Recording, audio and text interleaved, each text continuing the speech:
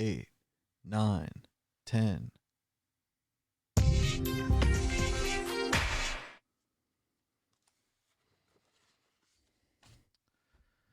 Let Me Tell You by Charles Bukowski. Hell is built piece by piece, brick by brick, around you. It's a gradual, not a rapid process. We build our own inferno, blame others. But hell is hell. Worldly hell is hell. My hell and your hell. Our hell. Hell, hell, hell. The song of hell. Putting your shoes on in the morning. Hell. Let's have one more. That was a short one. Here's a classic from Bukowski. This is called My First Computer Poem. Have I gone the way of the deathly death? Will this machine finish me where booze and women and poverty have not? Is Whitman laughing at me from his grave? Does Creeley care? Is this properly spaced? Am I? Will Ginsberg howl? Soothe me. Get me lucky. Get me good. Get me going. I am a virgin again. A 70-year-old virgin. Don't fuck me, machine. Do. Who cares? Talk to me, machine. We can drink together. We can have fun. Think of all the people who will hate me at this computer.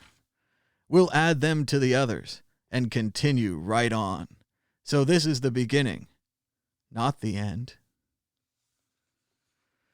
Maybe one more random selection.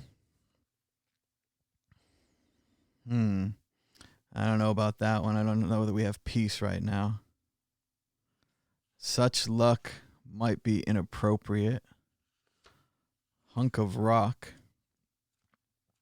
So many of these poems are like a lot of whiskey. Here we go. One more for you. Death is smoking my cigars. You know, I'm drunk once again here, listening to Tchaikovsky on the radio. Jesus, I heard him 47 years ago when I was a starving writer, and here he is again. And now I'm a minor success as a writer, and death is walking up and down this room, smoking my cigars, taking hits of my wine, as Tchaikov is working away at the pathetic. And it's been some journey, and any luck I've had was because I'd rolled the dice right. I starved for my art.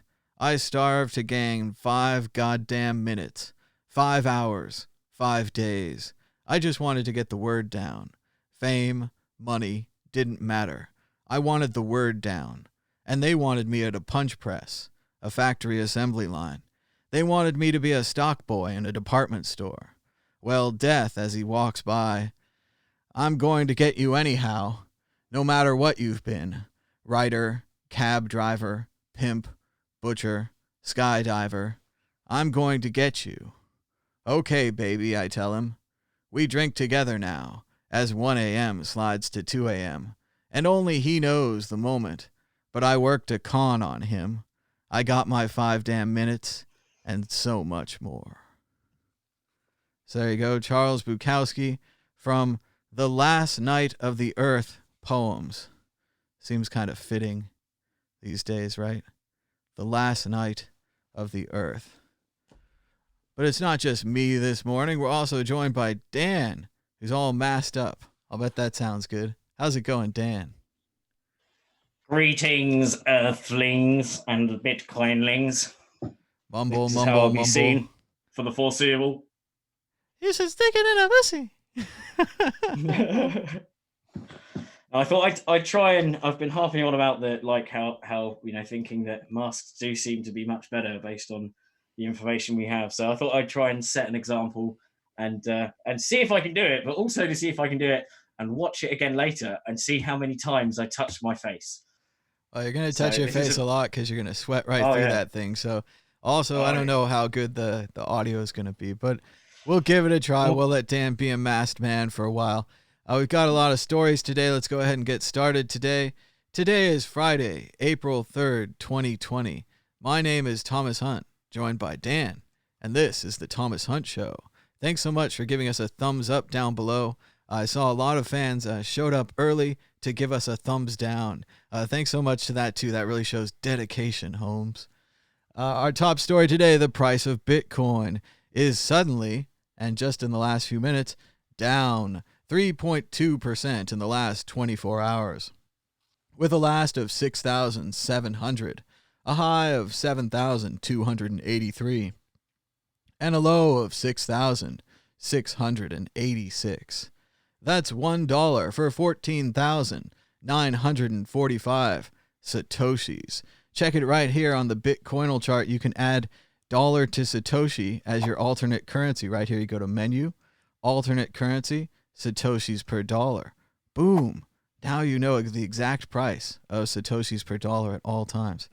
How did this program add such an intuitive and useful feature? Well, I asked. Shout out to DJ Booth, who added my suggestion, Satoshis per dollar, to the Bitcoinal chart. Check out Bitcoinal. It's like a seasonal Bitcoin chart.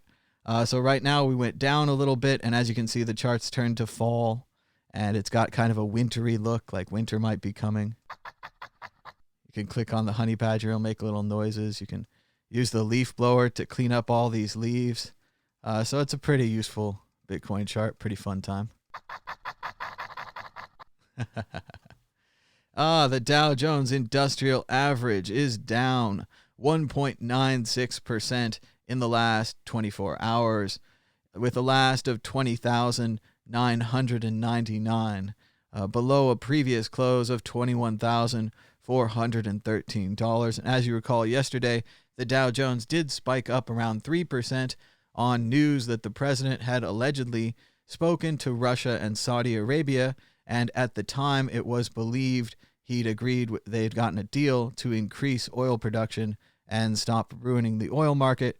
However, later on that turned out to be just hope. So now we're down.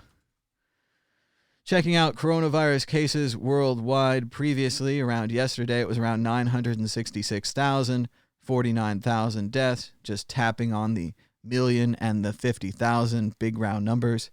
Here comes a refresh. 1,062,233 coronavirus cases in the world. That's 56,570 deaths. Deaths kicking up about 10% there, another 6,000 out of nowhere. And of course, coronavirus cases worldwide now over 1 million.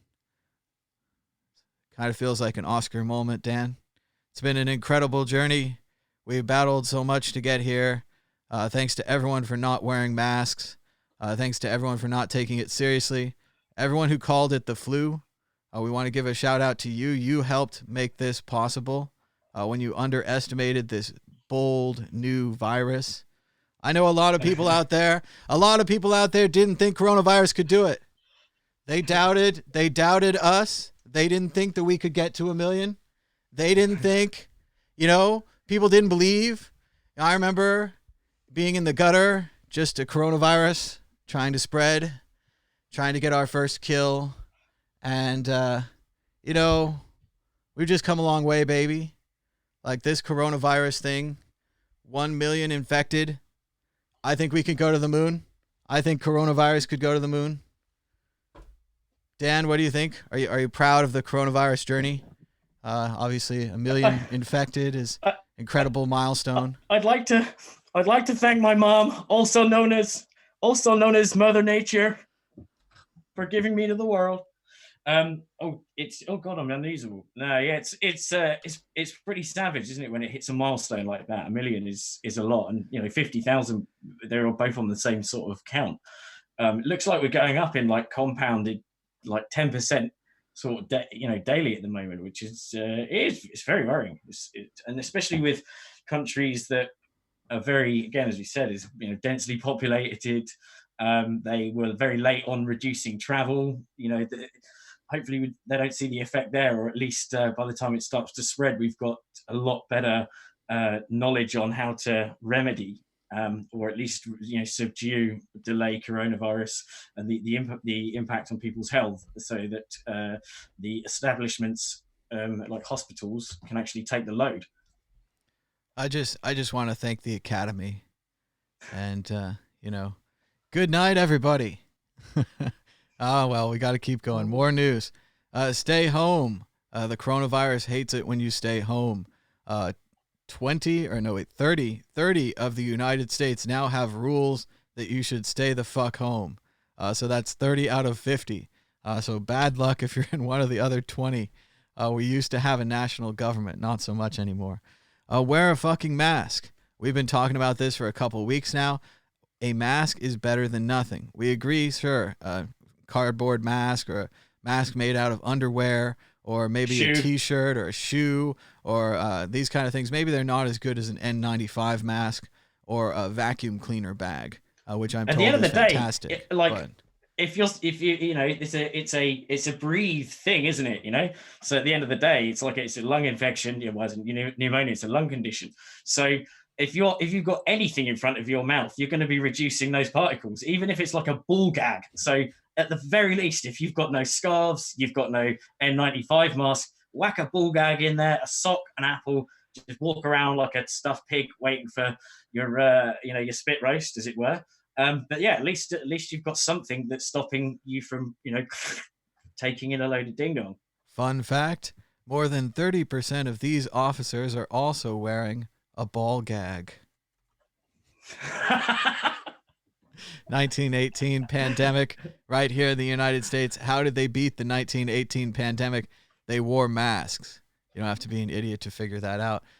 Shout out to Young Cheong, J Cheong 0428 on Twitter. He's inspired by Larry Celebra and, of course, Balaji's efforts on supporting mask wearing in public.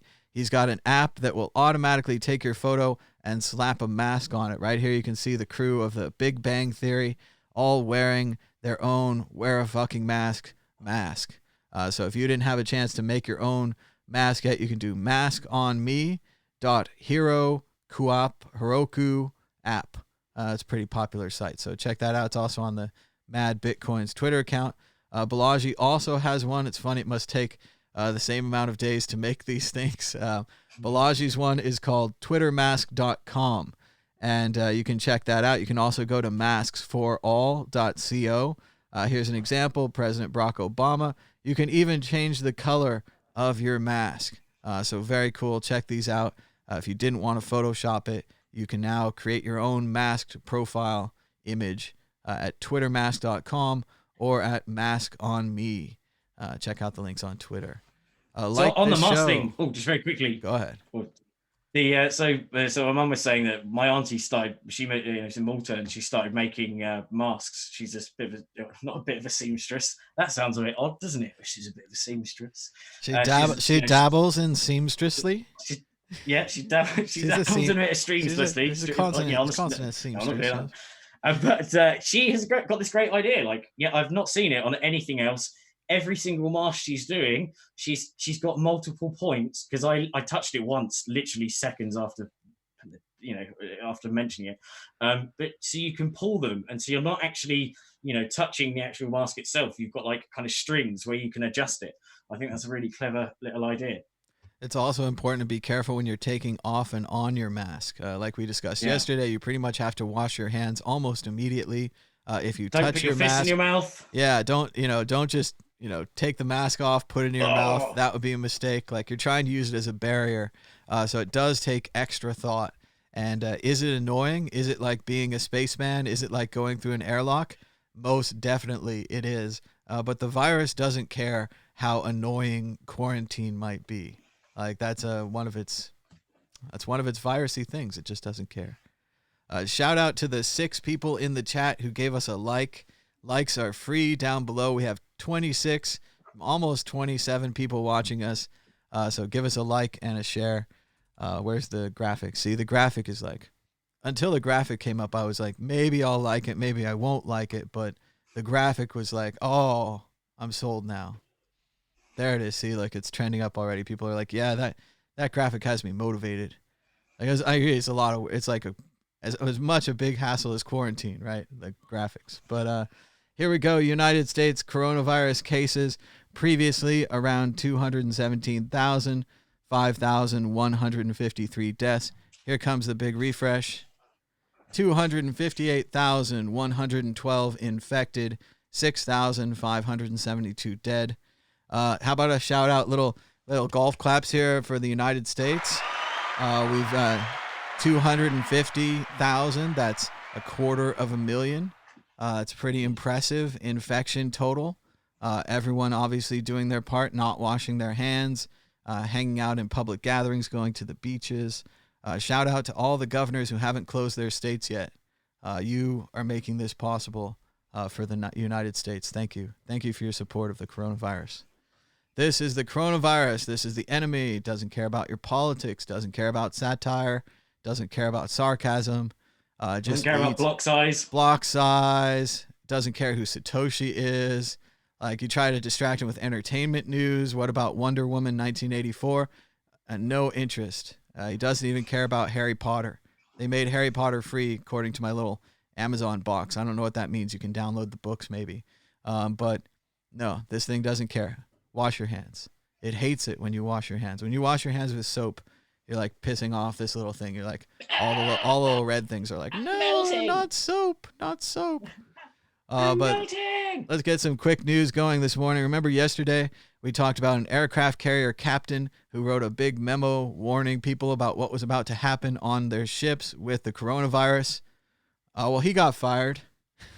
They say he was the best captain that we ever had.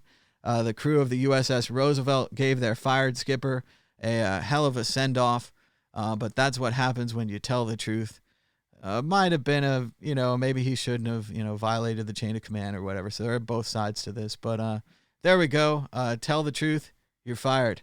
Let's keep moving.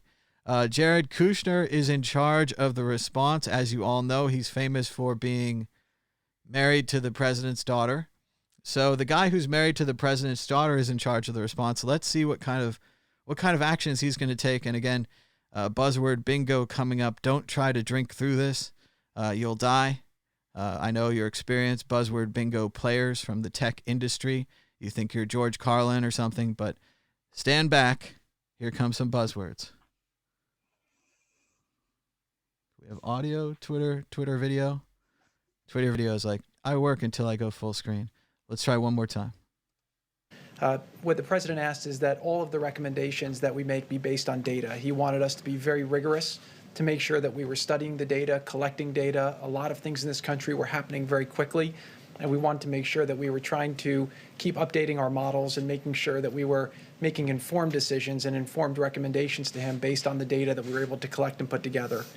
The president wanted to make sure that we had the best people doing the best jobs and making sure that we had the right people focused on all of the things that needed to happen to make sure that we can deliver in these unusual times for the American people.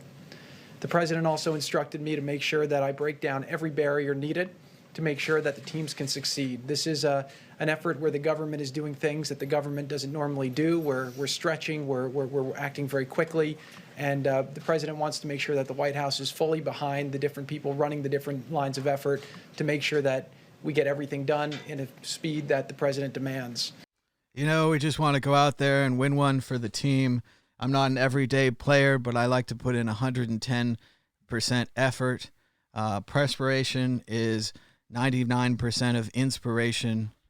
We're going to get the best players and the best teams, and we're going to go out there and we're going to play the best games, and we're going to win the most points. And what is this guy talking about? I mean, the first half was bad enough. Then he doubled down in the second half, and it was like, what? I mean, just come on, just say something normal, something that's not a buzzword. It reminds me a lot of George Carlin's classic advertising bit where he goes through all the advertising words, and when George Carlin's doing it, George Carlin's showing you how this language is meaningless, how you can say things like, operators are standing by, cubic zirconian necklace, our prices are so low, they're insane. You have to buy one to get one free. I mean, these kind of like empty advertising language, and there's this beautiful Carlin bit. I would love to go get it, but yeah, he just goes on and on and on with the buzzwords. So that's good. They had the worst Lollapalooza lineup of all time.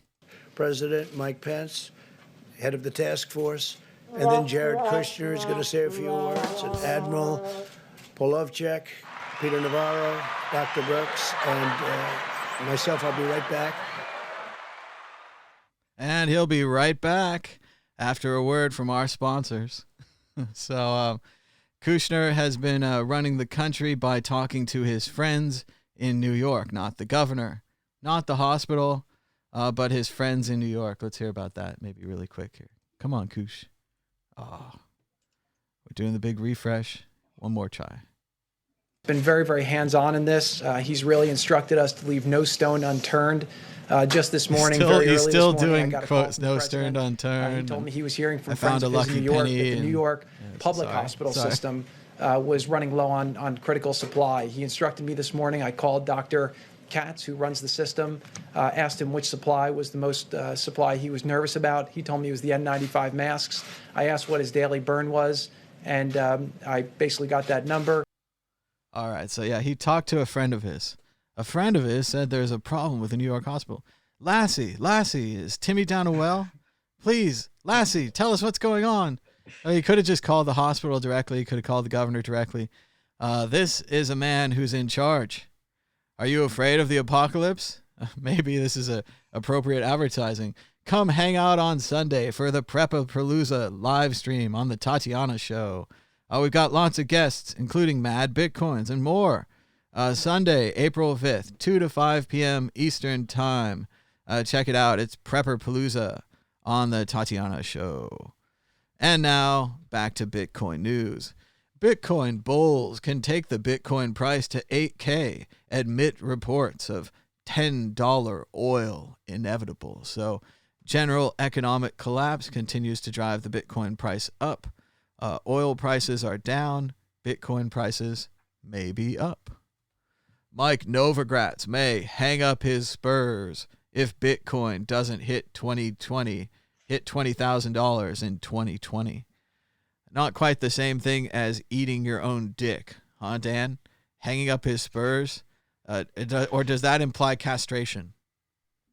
Surely that is it. The end of 2020 that John McAfee said he'd have to eat his own dick if Bitcoin wasn't 500K, was it, or $1 million? Oh, $1 million. Oh, he wants $1 million. $1 million. McAfee's down for $1 million. Yeah. And what's the time limit on that? It's got to be pretty. I believe it's going to be midnight on December 31st. You want to wait till the last minute. You don't want to eat your dick without reason. But yes, if the price doesn't go over $1 million, McAfee's going to have to eat his own dick, and this guy here is going to hang up his spurs. So keep an eye out for that. I'm pretty sure it's legally enforceable, right? Yeah, obviously. Sure. I mean, especially the dick eating, that's compulsory. So the FBI used a Bitcoin trail to catch a Russian rapper accused of money laundering. I just like the headline. I don't really care about the story at all. I just think it's a fun headline. Like, it's got everything, right? He's a Russian rapper, money laundering, Bitcoin trail, FBI. It's just great, huh? Oh, he's a proper gangster. What's his rapping name? What's the hip cat called? It looks like it's Kazaz. Isn't that the place? Oh, I thought that was the place that's, when we drove from Vegas to LA, and there was that, what's that place in the desert, like ZZYXXZZ? Yeah, ZZYYXX, something like that. Yeah, it's like one of the lowest points in the world. It's the last exit in Nevada before California. It's a weird road. It's also written on the back of the zippers, but that's because it's the zipper company. So let's keep moving. We've got more news. Bitcoin.com fires 50% of staff as Bitcoin Cash halvening approaches. Is the fear factor setting in? Obviously, Dan, firing 50% of your staff is a good thing, right? If you're Bitcoin.com, if you're a Bitcoin Cash supporter, you're expecting this halvening to, blow up the price of your cryptocurrency. You're going to go to the Bitcoin Cash moon. Maybe it's a satellite or something. But this is big news. Bitcoin.com is in trouble. Previously, we saw them lose control of the @Bitcoin Twitter handle. Recently, I saw the @Bitcoin Twitter handle had been suspended, hopefully forever. But what do you think, Dan? Bitcoin.com? Very bullish move for Bitcoin Cash here. Oh, it's it's sad when anyone loses jobs because even if they do, they're working for Bitcoin Cash, But I don't think that these other coins will ride as much of a wave as the halvening that's happening with Bitcoin. I mean, the hash rates are nowhere near. It's got. I mean, obviously they've Bitcoin's hash rate when the last halvening happened was a lot less than it was now, and probably Bitcoin Cash is more than that because of the way everything sort of increases in mining power. But the fact is that it just doesn't have the pizzazz that Bitcoin does. There's no one or very few people at least going, yeah, rock on, Bitcoin Cash halvening. All the eyes are on Bitcoin for the halvening, which is 41 days or 40 days now. So all eyes on Bitcoin, and forget about the stuff with whatever after its name, after Bitcoin. It was especially hard after the BSV split. Losing half your people after losing half your people after losing half your people. I mean, how much of your army do you think you have left at that point? It's not a good look. It's the way that the Dow Jones keeps going down the same amount of percent, but it's less and less points every time because your market's smaller each time. It's not a good thing. Bitcoin is suddenly soaring and smashing the Dow, S&P, and NASDAQ indexes. Hubba, hubba, hubba. Right? Hubba, hubba. Oh, yeah. That decoupling, apparently. Yeah. I thought it was all coupled. I thought it was forever coupled. Oh, that was last week's articles. Oh, we need last week's articles back. Get Bloomberg to print something again from 2 years ago. If only we could get JP Morgan on it. Once again, let's go to this doctor who really just lays it all down on the coronavirus on Fox News. Even is that the test that there are millions of tests available, and yet, shaking his head. We don't have that pinprick blood test that you can just sort of get, at your local doctor and know in 15 minutes. But they're working on it. Yeah, they're working on it. They should have been working on it for months. So the fact is, we knew about this from the WHO when? December 31st, 2019. So last year, we knew about this. We knew coronavirus is coming. We knew it was a respiratory disease. We knew it was person to person. Why is it that it's this week that the FDA finally approved these kind of new Abbott lab testing, which, by the way, is one test at a time? It's a great test, but it's one test at a time. It's different than the labs that are doing mass testing, right? So this is a wonderful test, don't get me wrong, but it's one test per 15 minutes. That's wonderful, but it's not the same volume that you really need. This is better for kind of outpatient clinics and things like that. We needed this months ago. You look at Korea, South Korea and the U.S. had their first official confirmed case on the same date, January 19th. That means since January 19th, you look at what South Korea did and what we did. Their population is 1/6 of ours. Look at the cases they have. Look at the mortality they have. It's a trifle compared to what we're dealing with right now because we've had a very weak response and they had a really strong response. Doctor, thank you. Very interesting to talk to you after this. I love that silence there at the end, just stunned silence. I didn't know you were gonna spout a bunch of truth. Oh my God. Can we go to commercial? Quick, let's go to commercial. And shout out. I didn't know he was gonna say that. Yeah. I didn't know he was gonna say that. He's a friend of mine. Sorry. He's a friend. Jabulon writes again. The unique genius of this nation is evident in how we gave the film Idiocracy to the world and in less than a decade turned it into reality. That's right. Talking of turning stuff into reality, okay, we're expanding on what happened last week. So we're talking about Demolition Man and it's all making sense now. So like, as all this next generation of kids, they're all going to be like, can't touch people. And they'll all be, they'll hear these horror stories of the Great Plague of COVID, and eventually, the next time something bad happens, they're like, right, okay, in preparation as part of the pandemic thing, we're going to remove all toilet roll. We're going to replace all the fucking toilets with 3 seashells.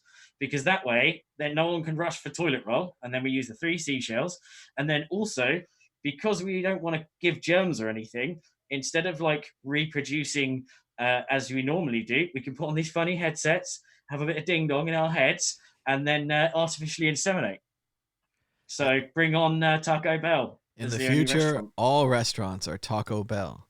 And that was already evident. We had that guy call in about a couple weeks ago he was near Denver and he'd gotten the coronavirus and he was relatively cured or whatever, but he needed to go shopping at the store and he didn't want to wear a mask and glove and maybe infect somebody, right? Because he really had the damn thing. So he was going to Taco Bell to get his food. So I was reminded right then, I was like, in the future, all restaurants are Taco Bell. Like, it's his only choice. It's his only option. There is no other food.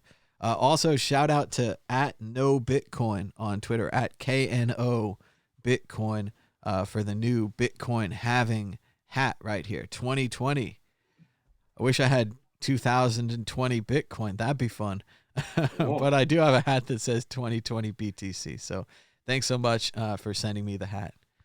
That's a lovely hat. Very cool. So it's a little collector's item. It's kind of like it's a dated Bitcoin hat. So it's already like it's 2020. Like next year, it'll be out of date. I'll need a new one for 2024 or whenever the next halving is. Speaking of halvings, an Ohio gas station dropped their gas prices to 69 cents a gallon. Hi-oh. What? That's a good deal. No, that's April Fool. No. The Saudi is driving the oil prices down. They say it might be as low as $10 a barrel. That's from like $80 a barrel a few years ago. Like, I mean, that's a significant drop. Interesting. Tur de Meester writes, again, the market impulse has proven to be not so irrational after all. There is currently a genuine shortage of consumer-grade toilet paper. I think there's a shortage because we stocked up on it, though. I don't think there's actually a shortage. I think there's extra supply on the market that's now in private hands. But yes, I'd say the supply that's for sale is gone down. Check out the empty. store yesterday had some. Like it definitely was enough stock. There, when I saw people walking past, they weren't like running for it. So I think that's hopefully died down now. Yeah, the jokes are continuing. I see more people stealing them from stores and giving them out with beers, and you can buy this and get a free roll. Check out our short film from yesterday, Empty Vegas, on YouTube and on @MadBitcoin's Twitter. Just went down to the Strip and shot some footage. It was the last official day before Nevada finally got a stay-at-home order. So it was our last chance to go out and take a look. We also have a new interview with the Bitcoin sign guy and his new company, Urbit, right here on the World Crypto Network. So check that out. We shot that at Lightning Hack Day last year. So it's pretty cool. And, of course, check out our good friend, Some More News. I love this guy. Obviously, he's a little liberal, but he's very snarky and sarcastic. So if you want some funny news, kind of like what The Daily Show used to be like, check out Some More News. He's got a new video, How the Rich Are Dealing with Coronavirus. It's great. Great stuff. I hope to talk more about this later. We're definitely going to talk about this on the Bitcoin group. Shout out to James D'Angelo, classic World Bitcoin Network, Bitcoin Blackboard series, early Bitcoiner and early Bitcoin video creator. And he's got a new video, Coronavirus Escape Pods. And it's thoughtful. It's interesting. And I hope we get to play some later. Otherwise, we're going to be talking about that later today on the Bitcoin group, which is also right here on the World Crypto Network. Professor Pamela Karlan tried to warn us during the impeachment trial how that they were going to handle the coronavirus crisis. She was talking about the favoritism that he was giving to certain states, and she was worried that there'd be a future where you'd have to worry that your governor would have to have a good relationship with the president. And if you didn't have a good relationship with the president, you wouldn't get supplies.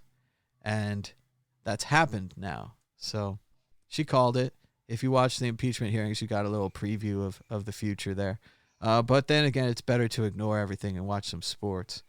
Tur de Meester's got some Bitcoin history here, reminding us that the Bitcoin motto, Vires in numeris, strength in numbers, was first suggested on the Bitcoin Talk Forum in May of 2011. It became popular after it was printed on the Cassatius physical Bitcoins. So very cool little Bitcoin history there. Local news, McCarran International Airport in Las Vegas has shut down all gates at 2 concourses in a response to declining air traffic during the COVID-19 pandemic. So things are continuing to tighten up. I'm not sure why we're still doing air travel at all. It seems like a pretty obvious way to spread the virus around, putting it on a little tube, sending it from place to place, allowing more people to spread the virus. But I'm sure some people still need to travel for work or something. So, but they're shutting down most of the airport. Roughly 280 million masks in warehouses around the United States were purchased by foreign buyers on Monday alone, according to Forbes. A FEMA spokesperson says the agency has not actively encouraged or discouraged U.S. companies from exporting overseas. So this is a great one. We've got the masks we need right here in America, but in the name of commerce, we're going to let them be sold at high prices and shipped out instead of being used by our doctors and nurses on the front line. That's a good look. That's a good way to be. Shout out to our friend Juan and his new product, the Phone Hodl. Check out Phone Hodl if you drop your phone, if you leave your phone behind at a restaurant. I guess we don't do that anymore, but back when we do go out to restaurants and things, you're going to want something like the Phone Hodl. That'll keep an eye on your phone for you. You got pictures, you got QR codes, you got 2FA, all kinds of stuff on your phone. Don't lose your phone. Get the Phone Hodl at HODL.com. I like this ad. I think it's fun. It looks like he's gonna fall, but he's saved by the Phone Hodl. Once again, there were no doctors at yesterday's briefing, at least in the first half. It started out with Secretary of State Steve Mnuchin and Jovita Carranza, ambassador of the Small Business Administration. So it was mainly an economic briefing because, economic things are going to cure the virus. A lot of scientists are like, I wish we had a better economic response to the virus. That would kill it. Zoom is working on all the issues that arise when you go from enterprise software with 10 million users to a universal tool with 200 million users in 3 months. So it's impressive that Zoom is even still running. And I agree with Swift on Security yesterday, who said, sure, Zoom is weak now because no one was using it. But now that they know and now that everyone's looking at them, we're going to find all the problems and hopefully fix all the problems. And maybe Zoom will be a good product instead of just a popular product. The virus continues to spread in the South, where they don't have stay-at-home policies. Some of these states have activated stay-at-home policies, Florida, Georgia, I think maybe Mississippi. But across the board, we don't have a stay-at-home policy, so some people are still going out, and they're getting infected. And it's really kind of horrible, too, because if you look at a map of this, these happen to be somebody's political supporters right here. I'm not going to say who, you can guess. But yes, it's almost as if they're killing their own supporters, and that doesn't make any sense at all. Then again, they got this guy in charge, so oh well. Finally, the White House is expected to recommend all Americans wear cloth masks to prevent the spread of coronavirus. Balaji is celebrating, and rightly so. Balaji's been out ahead of this the whole time, saying that DIY masks are the cheapest, fastest, most scalable intervention we can deploy. No side effects. Universal mask wearing stops the attack at the top of the viral funnel by reducing contagion and thus stopping some people from getting sick in the first place. That's what we've been arguing for here on the internet for what seems like weeks, but now it's finally been officially recommended. What do you think, Dan, the masked man? He's gone. He can't even talk through the mask. I covered my keyboard and couldn't press the button. Yeah, I think it's a good idea. Just the more I think about it, the more I'm unable to, not think about wearing a mask when I go outside. It just logically, it's if someone sat opposite you and they cough, if you're not wearing a mask, those particles are obviously much more likely to go into your mouth. If you're wearing a mask and you're sick, the mask will obviously restrict the shit going out. So whether it's a mask or a bloody I don't know, like a wire mesh fence or like some barbed wire, it's still going to stop. I'm not saying to use barbed wire. Maybe a brassiere or some panties. Exactly, a shoe. I've seen a shoe. People laughed at it, like people were laughing at the guy and saying, "Have you been Have you been missold PPE?" Uh, but no, I think it's a great idea. You know, put something on there. Like if you're not you're not directly breathing in particles, then at least you've got some form of filtration. It's better than nothing. If you then have frequently try and level up and manage that by consistently changing the mask. If you've got scarf to different whatever it is, different things, different cloth, then you're reducing the amount of particles that will stay in there and eventually make it through to your mouth. So yeah, I don't know. I'm ball gag, whatever. It's like mask, definitely. I'm in on the mask. I wore one at Lidl. There was like in the UK, it's 50-50 of people wearing masks, non-masks. Of the people wearing masks, there were probably about, I don't know, at least half that had an actual surgical looking mask or a mask that looks like it's a bit more pro. And the rest of the people had this. They had like a not a scarf, but like a snood or like, I wear this for skiing, so I've just used this. Or yeah, so anything, even if it's a pillow, use a dog. If you put a dog in front of your mouth, like. We have heard think of things. repeatedly by the officials, they're worried this is going to lead to a run on the N95 masks or a run on the surgical masks. Like, that already hasn't happened. But yeah, it makes sense to wear a mask. Again, we could have been doing this for weeks now. We could have occupied everyone, especially people who know how to run sewing machines, people who know how to sew, who want to do this. We could have had all of them busy at home working on these things for weeks. It wouldn't have cost us anything. And next time, I think everybody's going to have a stock of masks. Everybody's going to have a stock of gloves. So great news for mask and glove companies. Ron DeSantis, Florida governor, has quietly signed a second stay-at-home order. This new order will supersede any conflicting official action or order issued by local officials. So once again, in Florida, they have a major Jaws situation down there. The locals want to keep the beaches open. They want to make lots of money, but they don't want the people to be eaten by the shark that is the coronavirus. So the governor has made a move. He's now had to make a second move to block out his local people. Impressive idiocracy going on in Florida. Truly some of our best idiocracy research is going on down there. Trump said he considered prohibiting an American company from sending important outfits, i.e. PPE, to Italy, but he decided against it because, again, we're still having this disconnect between the old world where you don't want to interrupt the supply flow. You don't want to mess with business, right? You want to keep business as usual, right? It's not business as usual anymore. You claim the goods for the nation that you live in, for the people you were sworn to protect. I love the people of Italy too, but we got to stop exporting stuff that we don't have, right? Like, Pakistan has already stopped exporting wheat, and they have lots of wheat, right? We don't have any masks. We don't have any gloves. Like, Italy, Hong Kong, anyone else that wants them, I think we should send them to New York City. I think we should send them to the American people. So I'm not sure why we're not doing that. This is a good quote. If the guy heading up any particular project suffers from a bad case of Dunning-Kruger, what do you think that says about the project's success?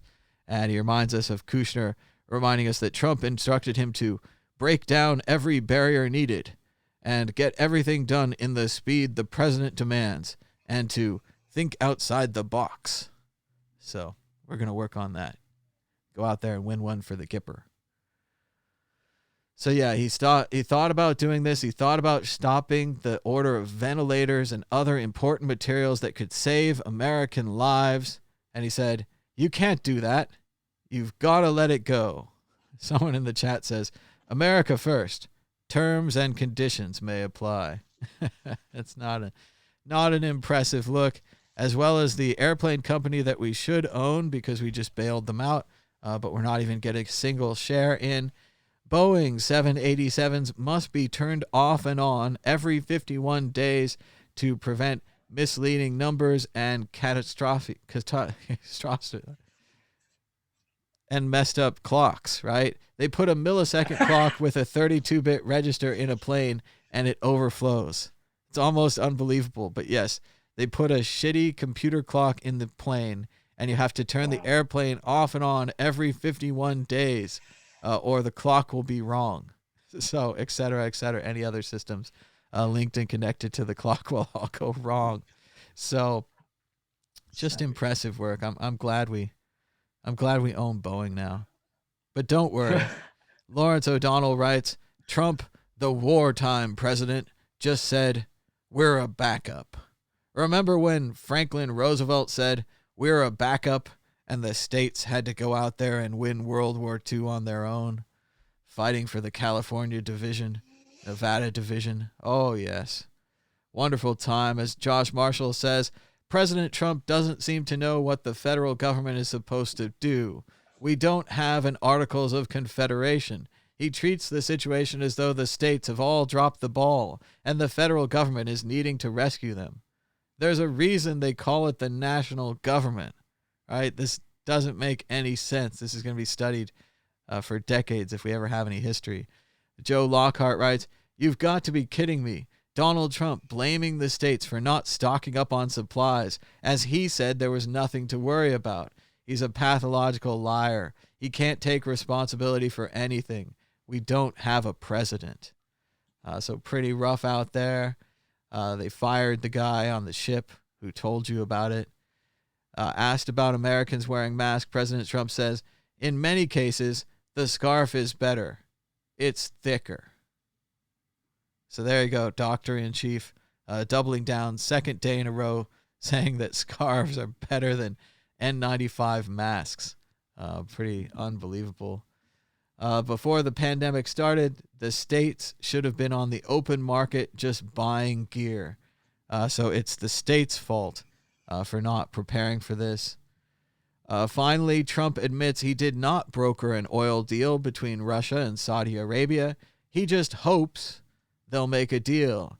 He says he was told they might do more than 10 million barrels, which means they'd cut their output by 45%. He doesn't say who told him that. So once again, we see the familiar pattern. He wants to give you good news. The oil market was in a tailspin. You were feeling bad. So he gives you fake good news. It's a placebo, right? It's not real medicine. Makes you feel better like a sugar pill. You're like, oh, I feel better. Then when you realize that it's fake, it goes away. So doesn't really help anything. Also, he doesn't know the word bandana. Probably not. It's a Mexican word. He doesn't want to say it. Jared Kushner is leading the coronavirus crisis simply because he fell in love with Ivanka. And if you generally believe he should be one of the people leading the crisis, there is nothing that Donald Trump would do that you won't defend. So once again, he's just simply not qualified. It's making us less safe. Finally, the Trump administration expected to recommend all Americans wear cloth masks in public, as this show has been recommending for weeks. So you're safer being a citizen of this show than a citizen of America. Wearing a mask could save your life, but Trump won't federally mandate it because it's a free country and some people don't want to. Quick follow-up question. Why are there federal drug laws? Yeah. Yeah, ding ding on that. Interestingly, one has a more direct impact on the health of other people. As in, this mask in the pandemic, you're more likely to cause harm than some dude sat smoking. I suppose smoking weed is being legalized over there. I mean, obviously, I suppose he's more on the opioid train. Not a backwards country like the UK hasn't even legalized marijuana. Oh, geez, don't get me started. Do you know what the crazy thing was? Up until like 2003, magic mushrooms were legal in the UK. I used to go down to like the body piercing shop and just like stock up. And when my uni mates went back home and just, just enjoy the weekend, as it were. And then they made them illegal. Like after that. That's crazy. Amazing they were ever legal at all. So you have to go to Amsterdam for that. Shout out to the 24 people hanging on in the chat. Thanks for giving us a thumbs up and a share. It's helpful. Trump could just reopen the Obamacare marketplaces and let people get health care. Instead, he says he's going to give them a cash payment. A cash payment is not the same thing as health care. Once again, this is just a pretty typical thing where if they got insurance under Obamacare, they might like it. If they liked it, they might want to keep doing it. So Trump can't recommend an Obama-era program. He can't recommend a liberal program, even if it would help people. So you see the disconnect here. You have someone needs health insurance. So instead of giving them health insurance, you give them money, which is cool, but money may or may not cover the health insurance. Also, it takes a long time to get people money, whereas this health insurance system just kind of covers people. That's kind of just what it does, but he won't do it. Dr. Birx seems unaware that there are masks for eyes, too. Surprising admission there. She was not aware of goggles or face masks that could cover your eyes. Once again, whenever anything goes wrong, he just mentions that he cut off China and he cut off Europe. And then you just have to ask, did you do anything else? If it was so important you cut off China, if it was so important you cut off Europe, what'd you do next? That's where it gets a little fishy. Should they wear the mask? Dr. Birx, just remember, the mask is not a substitute for social distancing and washing your hands. Come on, children. You can do more than one thing at a time. Can you wear a mask, social distance, and wash your hands? Can we change your habits, really? Let's change your habits. Let's get better. A leaked memo details Amazon plan to smear fired warehouse organizer. That's right. They were organizing for sick leave and protective gear during the coronavirus. Jeff Bezos himself attended the meeting where they worked on getting evidence to smear the union leader. So impressive work, Amazon. Keep it up. Let's keep crushing those unions. Make sure the workers have no rights and no health care. And then we can all get sick again. Yay! Watching Jared Kushner is like watching Doogie Howser. But if like Doogie was just a regular teenager and not a child prodigy, but he still performed surgeries. It does seem to have kind of a know-it-all quality. They're finally advising New Yorkers to wear masks, a scarf, a bandana, one you make at home. Thank you, Mayor de Blasio, for joining us here in the past. Los Angeles, same thing at a mayoral level. We're just breaking down this country. Just we can't have any kind of national leadership. It's unbelievable. Oh, the president who went bankrupt running casinos has put his soggy cardboard cutout of a son-in-law, a mediocrity whose felon father had to buy him entrance to college, in charge of the greatest health and economic crisis in American history. So I feel really confident now. This fills me with confidence. To the 6 million people with the unemployment claims, he says it's just an artificial closing. It's not like we have a massive recession or worse. It's artificial because we turned it off. We'll probably do more. So once again, just not really. The Overton window has moved, right? And I think we've talked about this, but let's go ahead and let's pull it up because you guys need to know about Overton. So Overton window, here we go. Let's get the Wikipedia. What the Overton window is, back to full screen. The Overton window is the range of policies politically acceptable to the mainstream population at a given time. It's also known as the window of discourse.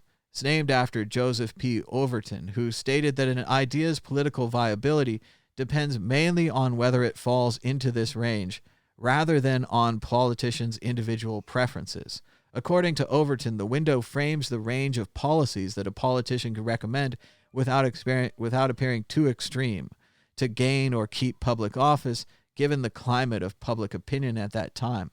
And as we can see here on the right, here's an example of an Overton window between more freedom and less freedom.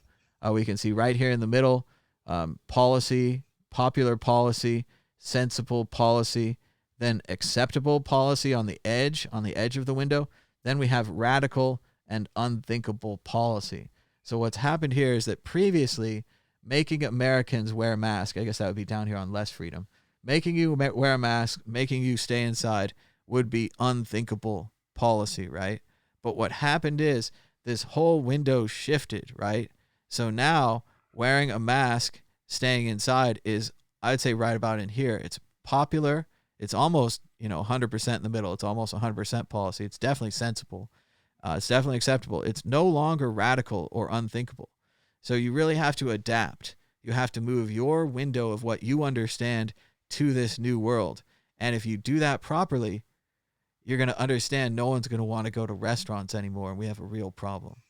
I went out for the first time in like a month and a half, right? We went for a drive around Vegas. It was our last chance to do it. Certainly a zombie outbreak risk. I took a risk. I don't like doing that, but I did. And while we were out driving around Las Vegas, I noticed that the McDonald's were still open. And I'm a red-blooded American. I like to eat food. McDonald's doesn't really serve food, but every once in a while, it's fun to get some McDonald's, right? And I thought it through in my head, and I thought, well, I trust McDonald's. I trust the corporation. They freeze the burgers. They send them in, right?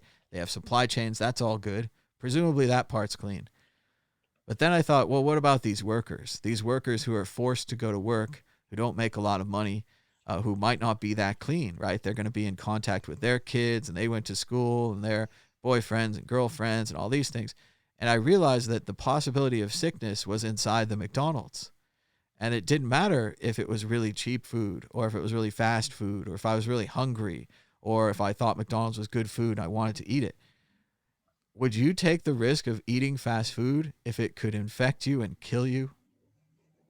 Like that's the new problem with the Overton window. Previously, that was unthinkable, right? That was like, fast food is safe. Restaurants are safe. I mean, sometimes the guy doesn't wash his hands. You get sick for a couple days. Sometimes the chicken goes bad. Sometimes the lettuce is rotten, right? There's things that go wrong when you go out to eat. But it would be previously unthinkable to have that kind of food equals death, right? Movie premiere theater equals death. Concert equals possible death, right? So if you don't move your Overton window, you're going to seem like this guy where you're still in the past, where you're like before the virus, and you have this before virus thinking where everyone's just going to go back to restaurants. Like, I miss the food. I miss my friends, right? I miss the camaraderie. I'm going to go back to the bar. I'm going to go back to the casino. I'm going to touch a slot machine that 1,000 other people touched that day. Wait a minute. Does that make any sense? That seems more unthinkable. It seems more unthinkable to touch a slot machine than it does to stay inside. So it doesn't matter if you like it or not, as it says here in the description, rather than on politicians' individual preferences. Certainly my preference is right there with the president. I wish we didn't have to wear masks. I wish we could go to restaurants and casinos and bars and movie theaters and concerts. I wish we could get on airplanes and go to conferences and learn about Bitcoin and stuff. But the Overton window has moved, and it doesn't matter about my wishes or my preferences. So let's try to keep going. I think we're still making it through the news. As Trump says, when this is over, and again, this is someone whose window hasn't moved. Corporations they had fewer restaurants. But the boom of the restaurants is when they had deductibility, where corporations could this use is them. a different argument. And yeah. entertainment. That was a great thing. But they closed it, and then they closed it again, and it wasn't the same. But you want to get them back, you do that. But infrastructure, we borrow our money now at zero. You know, if we were paying 5%, 4%, 3%, it's a different ballgame. We're borrowing. We can borrow long-term for zero, literally zero. You know that. Because we're considered the safe investment all over the world. They want money in the United States. That's where they want the money. So I know better than anybody. I know what they're going through, and it's horrible. But you know what I want to do? I want to be able to get them back fast. When this is over, it's going to be a day we're going to celebrate because everyone's going to go to work, and I think we're going to have boom times. I think it's going to be great. And we've learned a lot. We've learned about borders. We've learned about reliance on other countries. We've learned so much. Anything about science? So much. Viruses? That I think we really have a chance to be bigger and better and stronger. And I think it's going to come back very quickly. But first, we have to defeat this enemy. Well, he's right about that last part. But no, I don't think it's going to come back very quickly. I think we're looking at someone there whose Overton window hasn't moved, right? And this is part of, historically, if you want to look at this guy, it's part of the problem. There's one point where he talked about his views and his policies, and he was talking about Treasury. And Steve Mnuchin said, Mr. President, where did you get those views? No one has believed that for 20 years. And he said, That's where I got them. I got them 20 years ago, and I've stuck with them. So already this is a person who doesn't change their views with the times. They just kind of stick with what they've got. So it's going to be a real problem as this Overton window keeps crashing up against reality and these kind of little statements that we're going to boom when we come back and that we're going to be stronger. The other thing he was talking about there is a belief that you could reinvigorate the restaurant market by bringing back write-offs. You know, if you work for a government or a corporation or something, you used to be able to write off your restaurants. You used to be able to write off your entertainment. And apparently the Trump administration took that away. So they want to give that back to you under the belief that the ability to write off your entertainment would overweigh your fear of going to that restaurant and dying. And as you can see, the Overton window has moved. Like, it used to just be, oh yeah, that would help. That would motivate me. I'd take more clients out for business, for lunch, right? But the problem is now I keep calling up these clients for lunch, and no one wants to eat with me anymore. No one wants to sit within 6 feet of me and eat random food prepared by random people in a random place with a recirculating air system. So no, it's pretty much gone. Like, I'm not sure. And again, the window's moved. Like, I don't like it. He doesn't like it. You don't like it. No one likes it. Doesn't matter to the window, right? The window doesn't care. As Mrs. S, Mr. S writes, we're over 1 million people with coronavirus. We all need to work together before the economy does not matter anymore because no one is here to enjoy it. And that's really it. It's not a question of we need to work together to make money, or we need to work together because work is cool and, we make cool stuff or anything like that, or like the Hubble spaceship or the telescope. Like, none of that. That doesn't matter. Like, if we don't fix the virus, there's nothing to come back to. The governor of Massachusetts had to hide his plea to the Chinese because the feds had already seized the 3 million masks that he ordered. Governor said, with Jonathan Kraft, the idea of treating the Chinese mask purchase as a private humanitarian mission to keep the feds from finding out. So Massachusetts, to get that Patriot plane, yesterday the New England Patriots owner, Bob Kraft, used his own airplane to fly to China to come back to Massachusetts with supplies. The only reason they got the supplies is they called it a private humanitarian mission. So this is just an example of the complete mess at the federal government. They're not running things, but when they are running things, they end up taking from the states. The states are told to go out and buy things, but then the government keeps outbidding them or outright taking them. So this is just an organizational disaster. It's not a political thing. It's just organizationally, we are out of control. We've got our first shoot 'em dead quarantine order. Philippine President Rodrigo Duterte orders police and military to kill citizens who defy the coronavirus lockdown. So everybody at home, civil liberty people, you've all been waiting for this. Let's drink. Here we go. There's nothing in here, water, but kill them if they go outside. Balaji, again on masks, quotes a beautiful article from the Red Cross from the 1918 pandemic. See how much nicer it is when you say 1918 pandemic instead of Spanish flu. See how we can learn the year and all kinds of stuff. It's great. A gauze mask is 99% proof against influenza. Doctors wear them. Those who do not wear them get sick.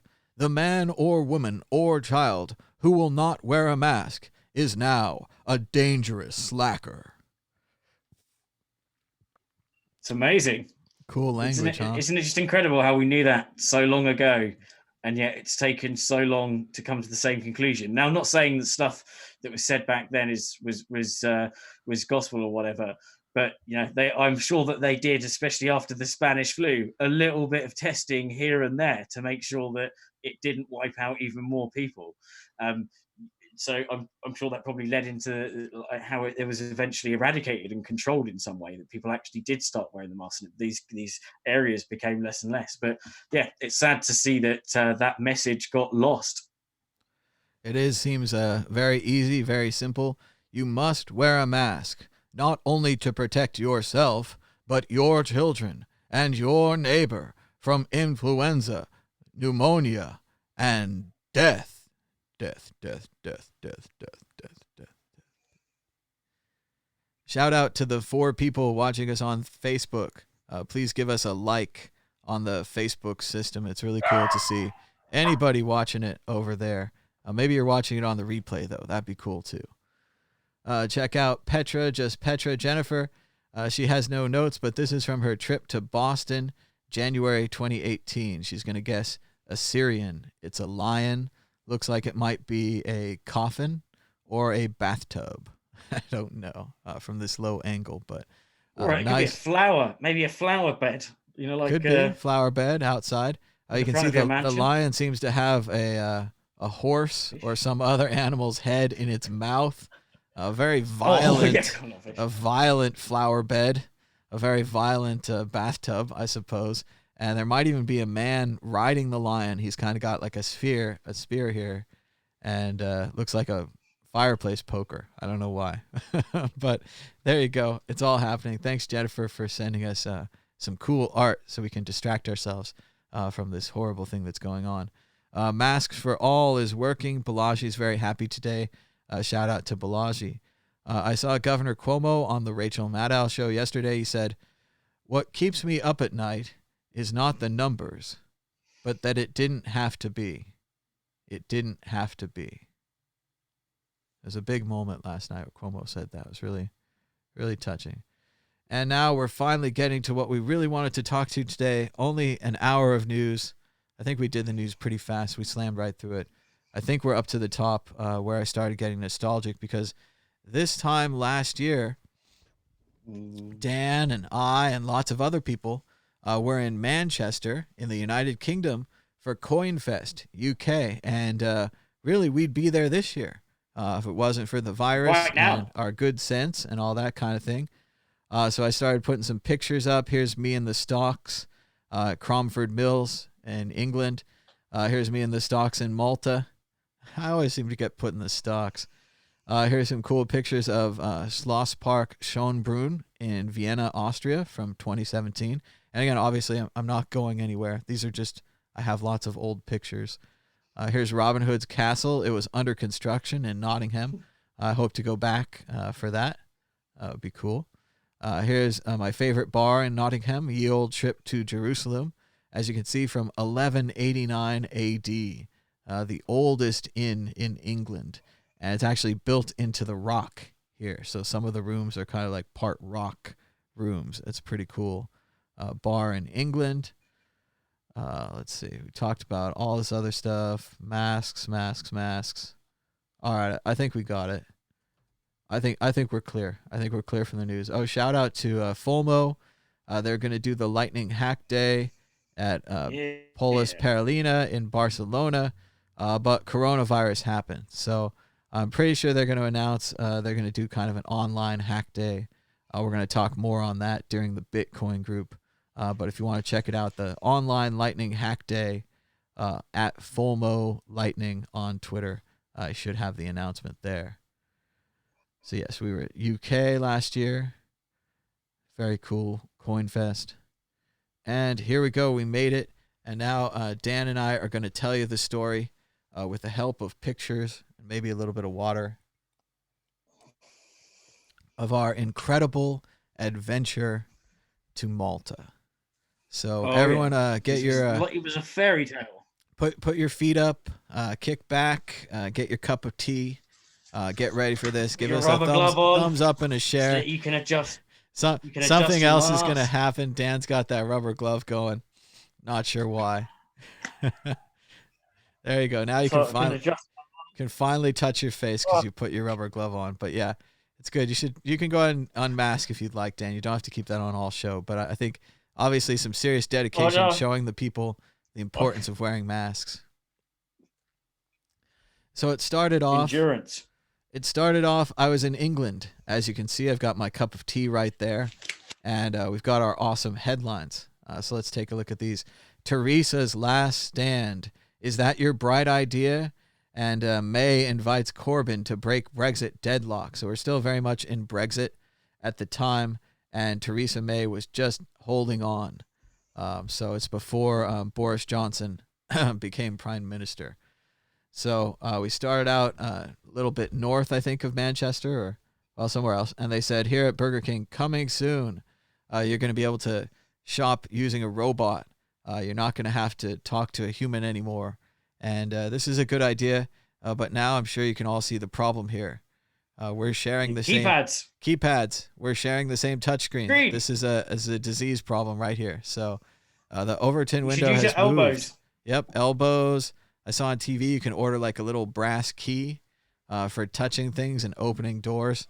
I'm not sure I'm at that level yet, but the window has indeed moved. We arrived the night before CoinFest in Manchester. As you can see, the massive banner as big as the hotel right here. April 4th through 6th, 2019. Thanks to all the sponsors of CoinFest. It says Crypto Baits, coinfestuk.org. And here we are at the Pendulum Hotel in Manchester, where they're going to have the convention. And as a fitting, the Pendulum Hotel has a pendulum. Here it is, swinging right here. Apparently, the pendulum was put in place by something like Churchill or something. There was a big meeting. All kinds of British bigwigs came over. The price of Bitcoin at that time was $5,322. Doesn't seem that bad a year ago. So not bad at all. And here we go. Here's me and Dan. And Bitcoin Rat, Portsmouth BTC. Portsmouth BTC and Bitcoin Rat right there at the CoinFest getting ready. Are on our way in. So there's their BTC sign. They have a lot of big signs at CoinFest. They do a good job with the big letters. There's me next to the sign. They had some Bitcoin HODL energy drink. I tried one. It reminded me of Red Bull. About the same, but I guess there's more and more of these branded custom energy drinks. Here it is, the Foucault Pendulum, and 1851. I don't know. It's a popular display. It's a pendulum. It's a nice pendulum. I was trying to see if it was installed, if they said like, what kind of, if the Queen came, if Churchill came, what year it was. But it's a Foucault pendulum, and it's swinging, and it's in the hotel for some reason. So there you go. There's a CoinFest sticker. Here's me with the moon.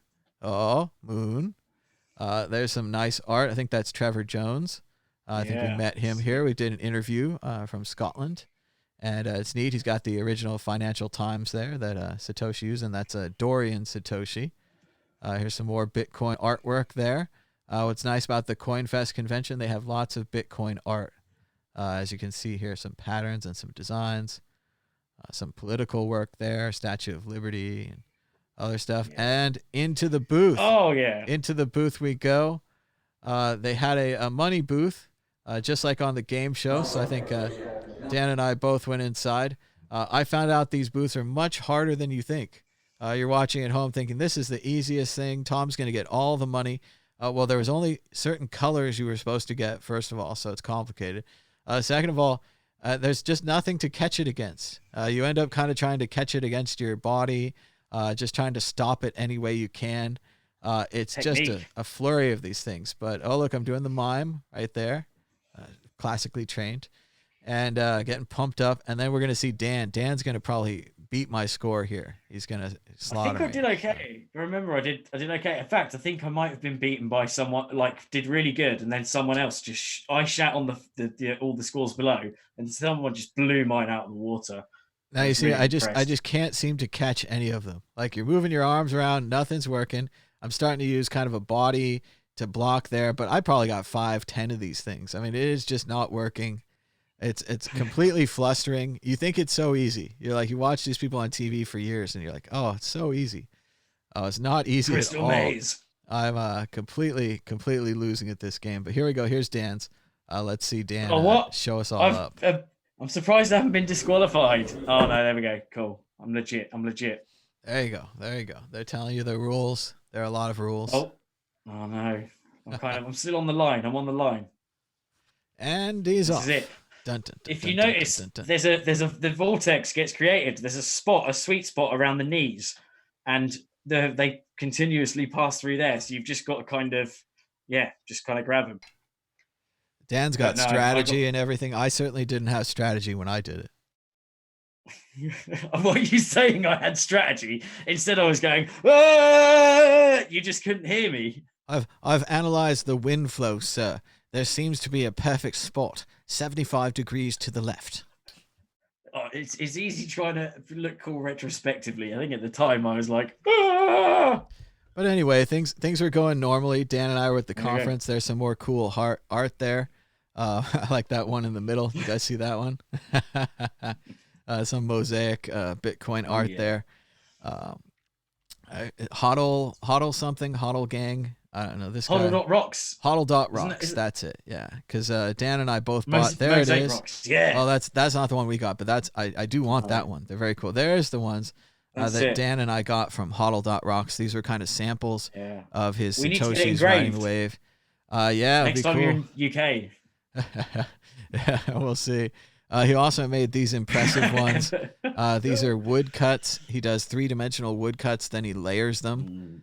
So I like that one. This one's really nice. And as you can see here, these mountains in the background, these are actually Bitcoin charts. So it represents kind of a special time in Bitcoin history when the price did that. And the same thing here with the wave and Mount Fuji. But Mount Fuji is a Bitcoin price mountain, right? That's pretty cool, huh? Yeah. And then, we got these little ones because, we're poor. But these were kind of affordable. So Dan and I were able to grab up one of these. And I think the third one went to Vizik. He's a big crypto art collector. Actually, I'd say I've seen a lot of pictures of his work and such. He's really he's bought a lot of great stuff. There's a close-up of the shop. Yeah, check that out. Here's a close-up of the Bitcoin butt. So there you go. Let's keep going. Oh, you had a backgammon game. Let's see. Will it load? Yeah, there it is. Bitcoin backgammon. That's pretty neat. Again, this kind of woodcut 3D printing. It's a neat new kind of art thing. Mayonnaise, 10 liters. That's a lot of mayonnaise. Tulips. Here's some little guys. These are cute. I wish I'd gotten one of these. I think they wanted a lot of money for them. But they have a little Bitcoin guy and a little Ethereum guy. There's that guy with him. And I think we did a little interview afterwards. Play this graffiti art machine. Let's give that a quick look. So you could kind of draw on this with like a spray can. So another thing that looks really easy until you start doing it. And then you quickly run out of space to write anything else. So whoopsie doodle. Maybe I'll write smaller next time. So, what am I going to do? Yeah, it's a B. I'm nothing if not predictable. So there we go. Value your wealth in Satoshi. A nice little advertisement from the convention. There's the John McAfee work by Trevor Jones. It's a very neat work. It's interactive, right? You hold up your phone and you scan it like it's QR code, and it plays a little video of John McAfee. So then I think I drank the caffeine beverage, the Bitcoin HODL Premium Pure Power. I'm sure I drank it. Our friend Ben was there stamping some money with his Buy Bitcoin stamp. Pretty cool. Here's another shot of the pendulum and the hotel. Seems like you could get another room in there, maybe. We've got all the crypto swag. Check it out. Hodler.rocks. That's a rock. It's 3D. It's been engraved, laser etched. It's a laser etched rock. Some Bitcoin buttons, crypto cards, Monero socks. It's all the stuff you need. They even have the crypto grabber. They have that claw machine right here. You can play. You could win a Guy Fawkes mask. Crypto grabber right there. You can pay in Bitcoin.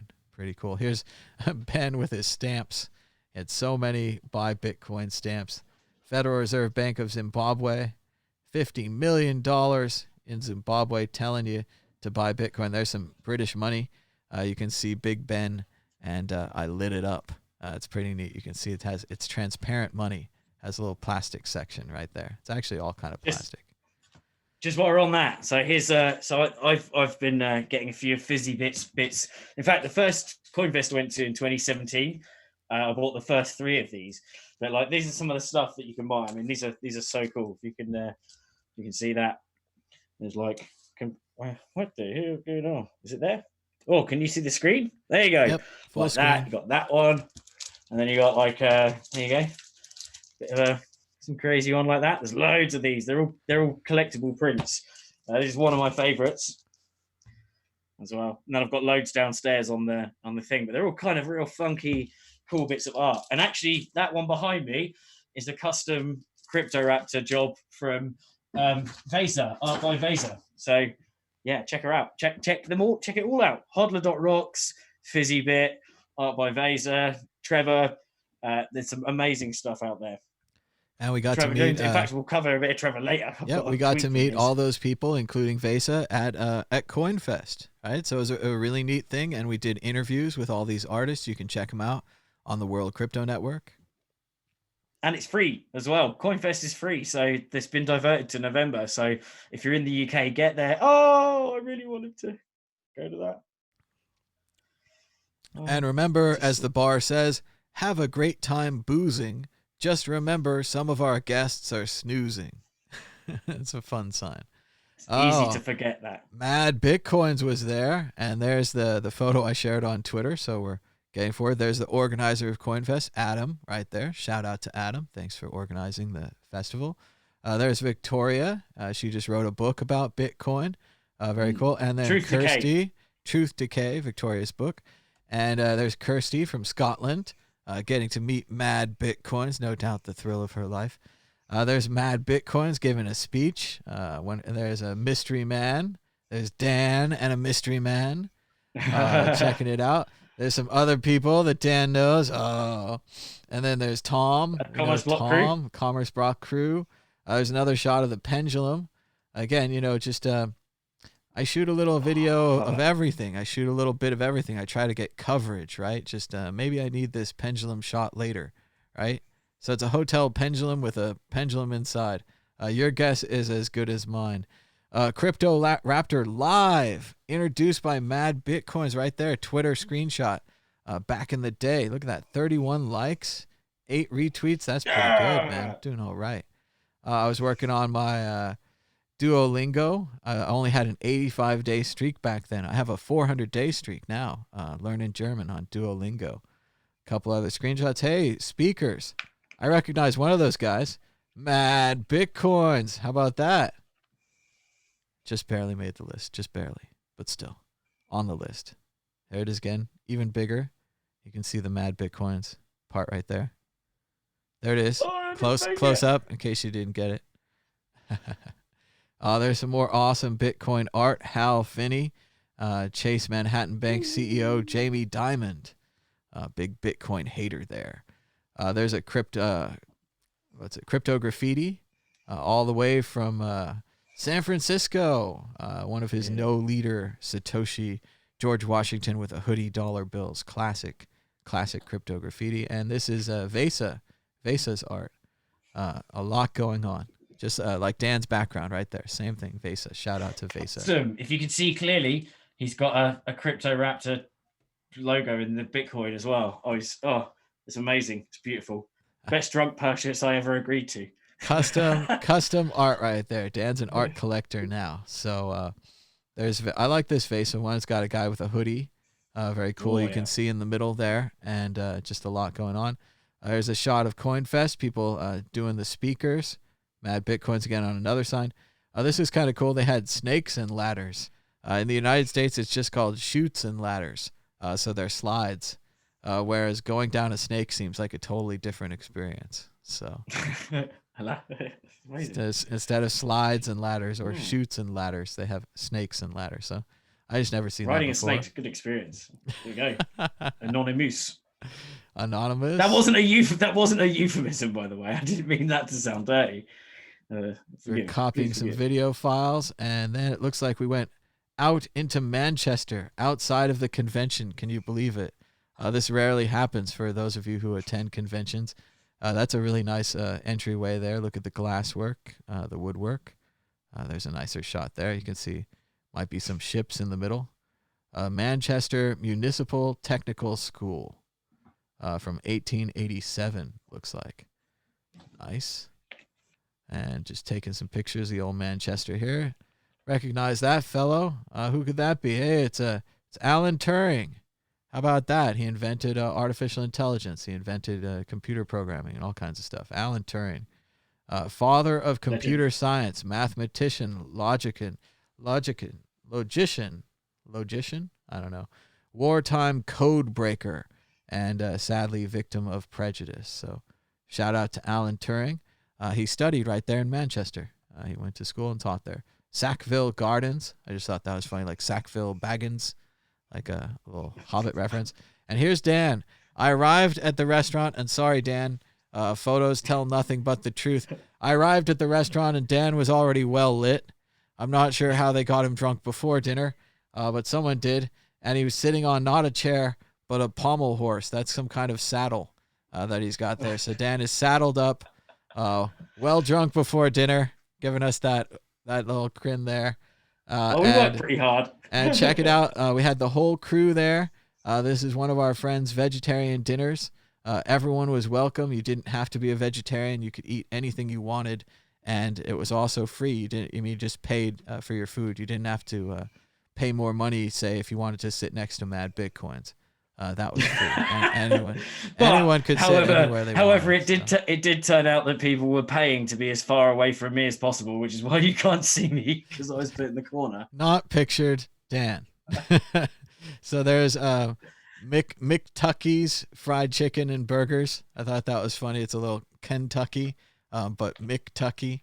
I don't know. I've never seen one. And then here's Dan. Later on that night, Dan, they told me these guys came up. Here's Dan with the flag. He's waving the flag. He's got a lot of stamps on his face. These guys, they came up to me later and they're like, don't worry. We put Dan to bed. We took him up there. He's not going to cause any more trouble. We stamped his face up a little bit. We had to, they admitted. But you can see the ladies pointing at Dan's face with all the stamps. And, but no, then Dan came back anyway. And it was funny. I was watching Rain Man on TV with subtitles, and Rain Man didn't seem that fine. He just wants maple syrup. Like this scene right here, if you just read the subtitles, he's like Larry David. He's just like, when they bring the maple syrup after, it will be too late. How come? If we're going to be here all morning with no maple syrup and no toothpicks, he's just a man that wants his fucking syrup, There's nothing wrong with him at all. Meanwhile, in England, smoking causes fatal lung cancer. Ooh, scary stuff. We also had some Buckfast tonic wine. Interesting there, made by the Benedictine monks, it looks like, from Devon, England. More trouble there. And smoking may reduce blood flow and causes impotence. Uh-oh. Trouble there. Smoking kills. And then we got our mission, right? And you could see a little bit of a tweet there with Adam Back, and I don't know what I said. You can go back and pause it, I guess. I guess it's not a secret now. But no, Adam Back messaged us up. We'd met him a couple times before, done some interviews. They were having a conference in Malta, and there was only one problem. They didn't have a Blockstream satellite. They'd worked on it earlier. They were having the satellite shipped out of England, but something had went wrong, and now they needed to do their presentation, and they needed a satellite. So story here. No, look at the time of this as well. Just check out the time. This is 4:15 a.m. 4:15 a.m. We're getting ready to leave the hotel with the Blockstream satellite. Now, we got some bad advice that you should just stay up all night if you have a flight at like 6 a.m. That was bad advice. We also got some worse advice when people kept buying us drinks. So we drank all night. We stayed up all night. Then we got ready to go. Here we are in the lobby. Dan's getting ready. It's not just your normal consumer satellite, right? This is an 85 centimeter satellite system antenna and a second box. So here's Dan posing with the satellites. Dan, of course, has had nothing to drink. So, but yeah, let's keep going. So here we go. We crammed the satellites into the car. We didn't think to order like a larger car or anything like that, because it's just another goofy little British car. It's not one of the real cars like we have in America. So we had to cram Dan into the back seat with the satellite dish, as you can see here. He just barely fit. So here we go. We're arriving at the airport with the satellite dish. We're running late, as usual. And I don't know about you guys, but they always got to take my bag apart at the airport. They always, one of my best lines they said in Italy, they're like, "Why do you have so many USB cables?" And I was like, "I don't know, man. I'm a computer guy. I have a lot of USB cables." Or, they'll always get a comment like, "Wow, you have a lot of equipment," or "Are those all cameras?" It's like, yes. So at this point, I had to rush ahead so that I could get through security, so at least somebody would show up in Malta. But I left Dan behind with a satellite and important mission, and they ran him from one end to the airport to the other end, and it was too big and too small and the wrong place. What'd you end up doing, Dan? Tell us your story here. Oh, well, we had to put it to the protect, for the not protected, like where skis and stuff go. But there were definitely a lot of questions as to why the hell we had a satellite, why we were taking a satellite. But at the end of the day, you can't say no to Adam Back. Oh, that picture. Yeah, I was a bit sleepy on the plane. At least I slept. Otherwise, we would have been completely dead. So you can't say no to Adam Back, right? He invented Hashcash, helped found Blockstream. They're working on Lightning Referenced Network, in the white paper. Referenced in the white paper. I mean, my God, it's like Satoshi himself told us to bring him a satellite dish. So somehow Dan gets the satellite dish on the airplane. I don't know how. It might have taken the MoMA of fruity porridge. But here he is on the plane, passed out, stamps on his face, sticker on his hat. Dan is heading to Malta. Close up. So there you can see the island down below, the island of Malta. Again, these are unedited photos, so if something really nasty or dirty, please just overlook it. We made it to Malta. Here's Aaron and Adam Back and some other guys up on the stage doing the Understanding Bitcoin 2019 conference. Let's see, where's my picture of the thing? Sorry for your loss. Bitcoin is dead.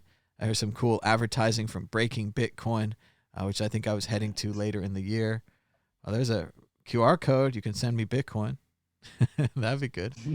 Here we are landing. We're landing EasyJet at Malta International Airport.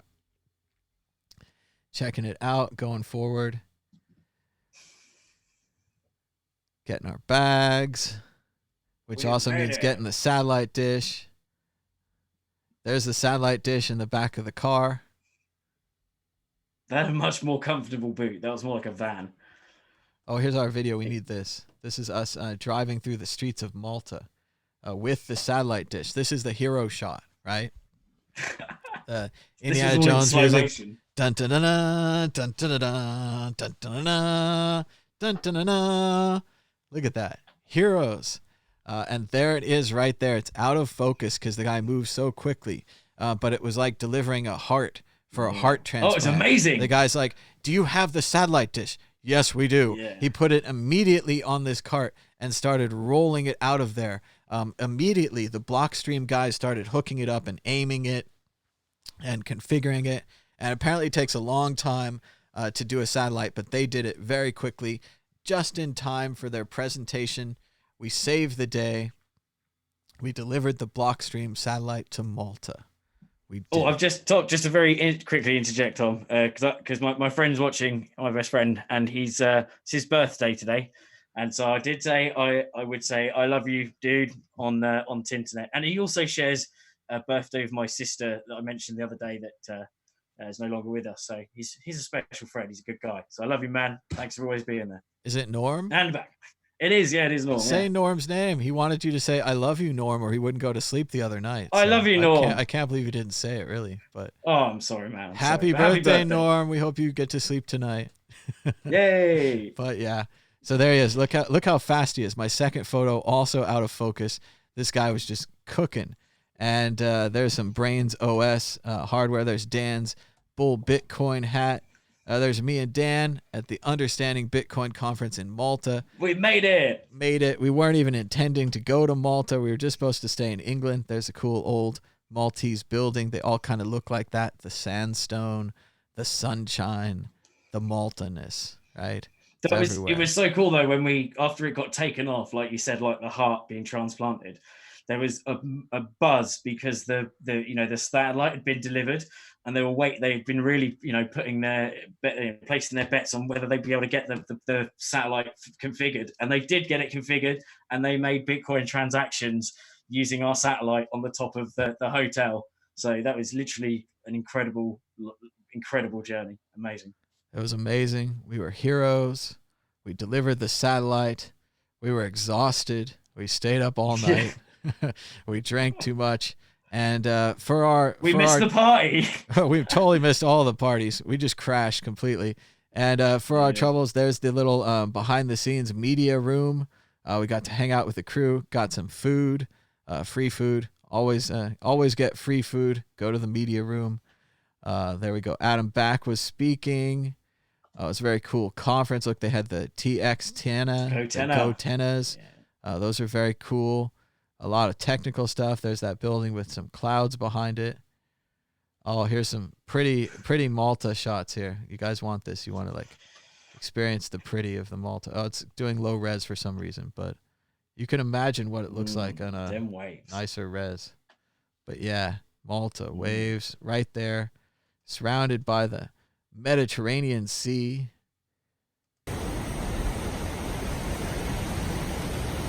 Listen to that sound of the ocean. I don't know why it's killing me with the low res. You can see in the screenshots it's clearly higher res. Apple's give me the low res, but there it is. Cool cat down by the water of Malta. We delivered the satellite dish like heroes. Got put in the stocks anyway. Panoramic Malta. More video of the ocean. The Apple is giving me low res for some reason. I blame the virus of low res. Where's the button that makes it high res? It looks like what the hell? It's using a potato to filter. It's like filtering through a potato. Whatever it is, these are much higher quality videos than what it's showing you. But still, maybe if you guys squint, you could enjoy the waters of Malta there. The Palace, 5-star hotel. Surely we very briefly. Very briefly. Yeah. Just until we found out how much it cost, and we got the hell out of there the next night.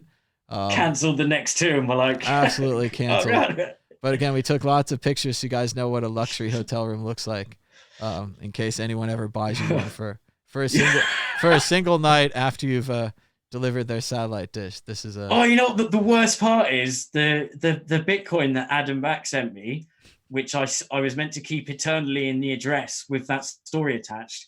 I got drunk one night and used it to buy a shitcoin.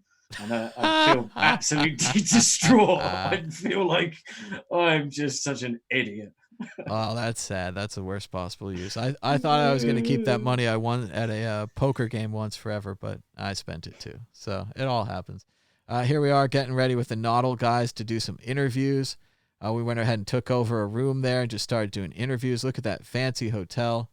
And then later on, we got to go to our more normal Airbnb shared with like 5 of our friends. That's more of our speed. That's more crypto bear market style. Yeah. It always seems to be a bear market. But there's some more cool images of Malta. We went to the Drunk Bull. Had some more Sisk.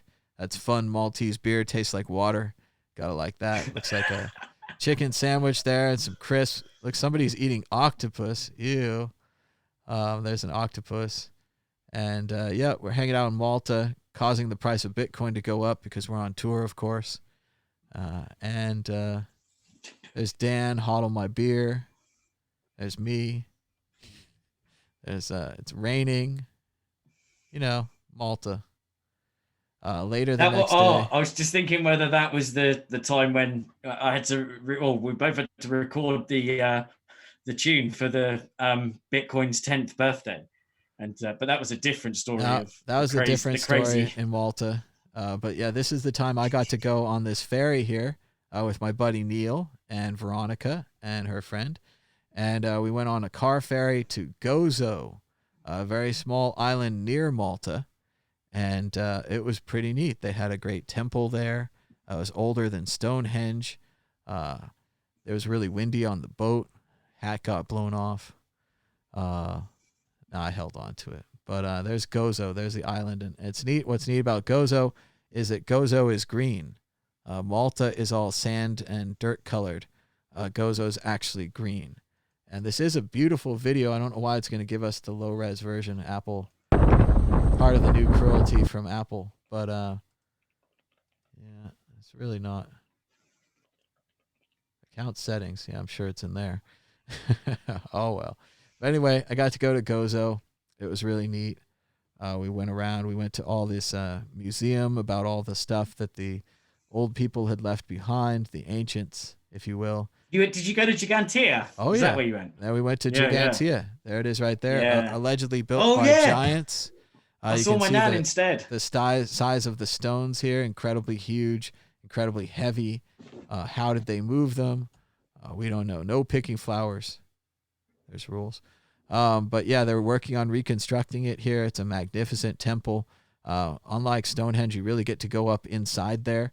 You get to walk around. Again, it's killing me with this low res footage here. I don't know why it's doing this to me. It's much higher res. But there's next video. Maybe this video. Let's try it again. Oh, maybe it's because it's streaming from iCloud because it's not locally downloaded. So it's giving you the low res. That's probably it, but I thought it'd be easier to do it through the web page here than to try to download version. But yes, you can see the megaliths are covered in graffiti. Some of the graffiti dates back to the 1800s, so it became historical graffiti. But you can see all the rocks set together here, how they had to choose perfect rocks to tie them together. There's some close-ups of the historical graffiti. Gozo was a stop for the Grand Tour. Europeans used to go, wealthy Europeans used to go on a trip they called the Grand Tour, and they would go to all the libraries and museums and historical sites. And Gigantea, right here that you're seeing in Gozo off the coast of Malta, was part of the Grand Tour. So pretty impressive. I didn't have plans to go here. This was kind of like I had an extra day, and my friends wanted to go here. And I was in Malta randomly delivering a satellite dish. So it was pretty fortunate, and we were pretty lucky to go check out Gozo.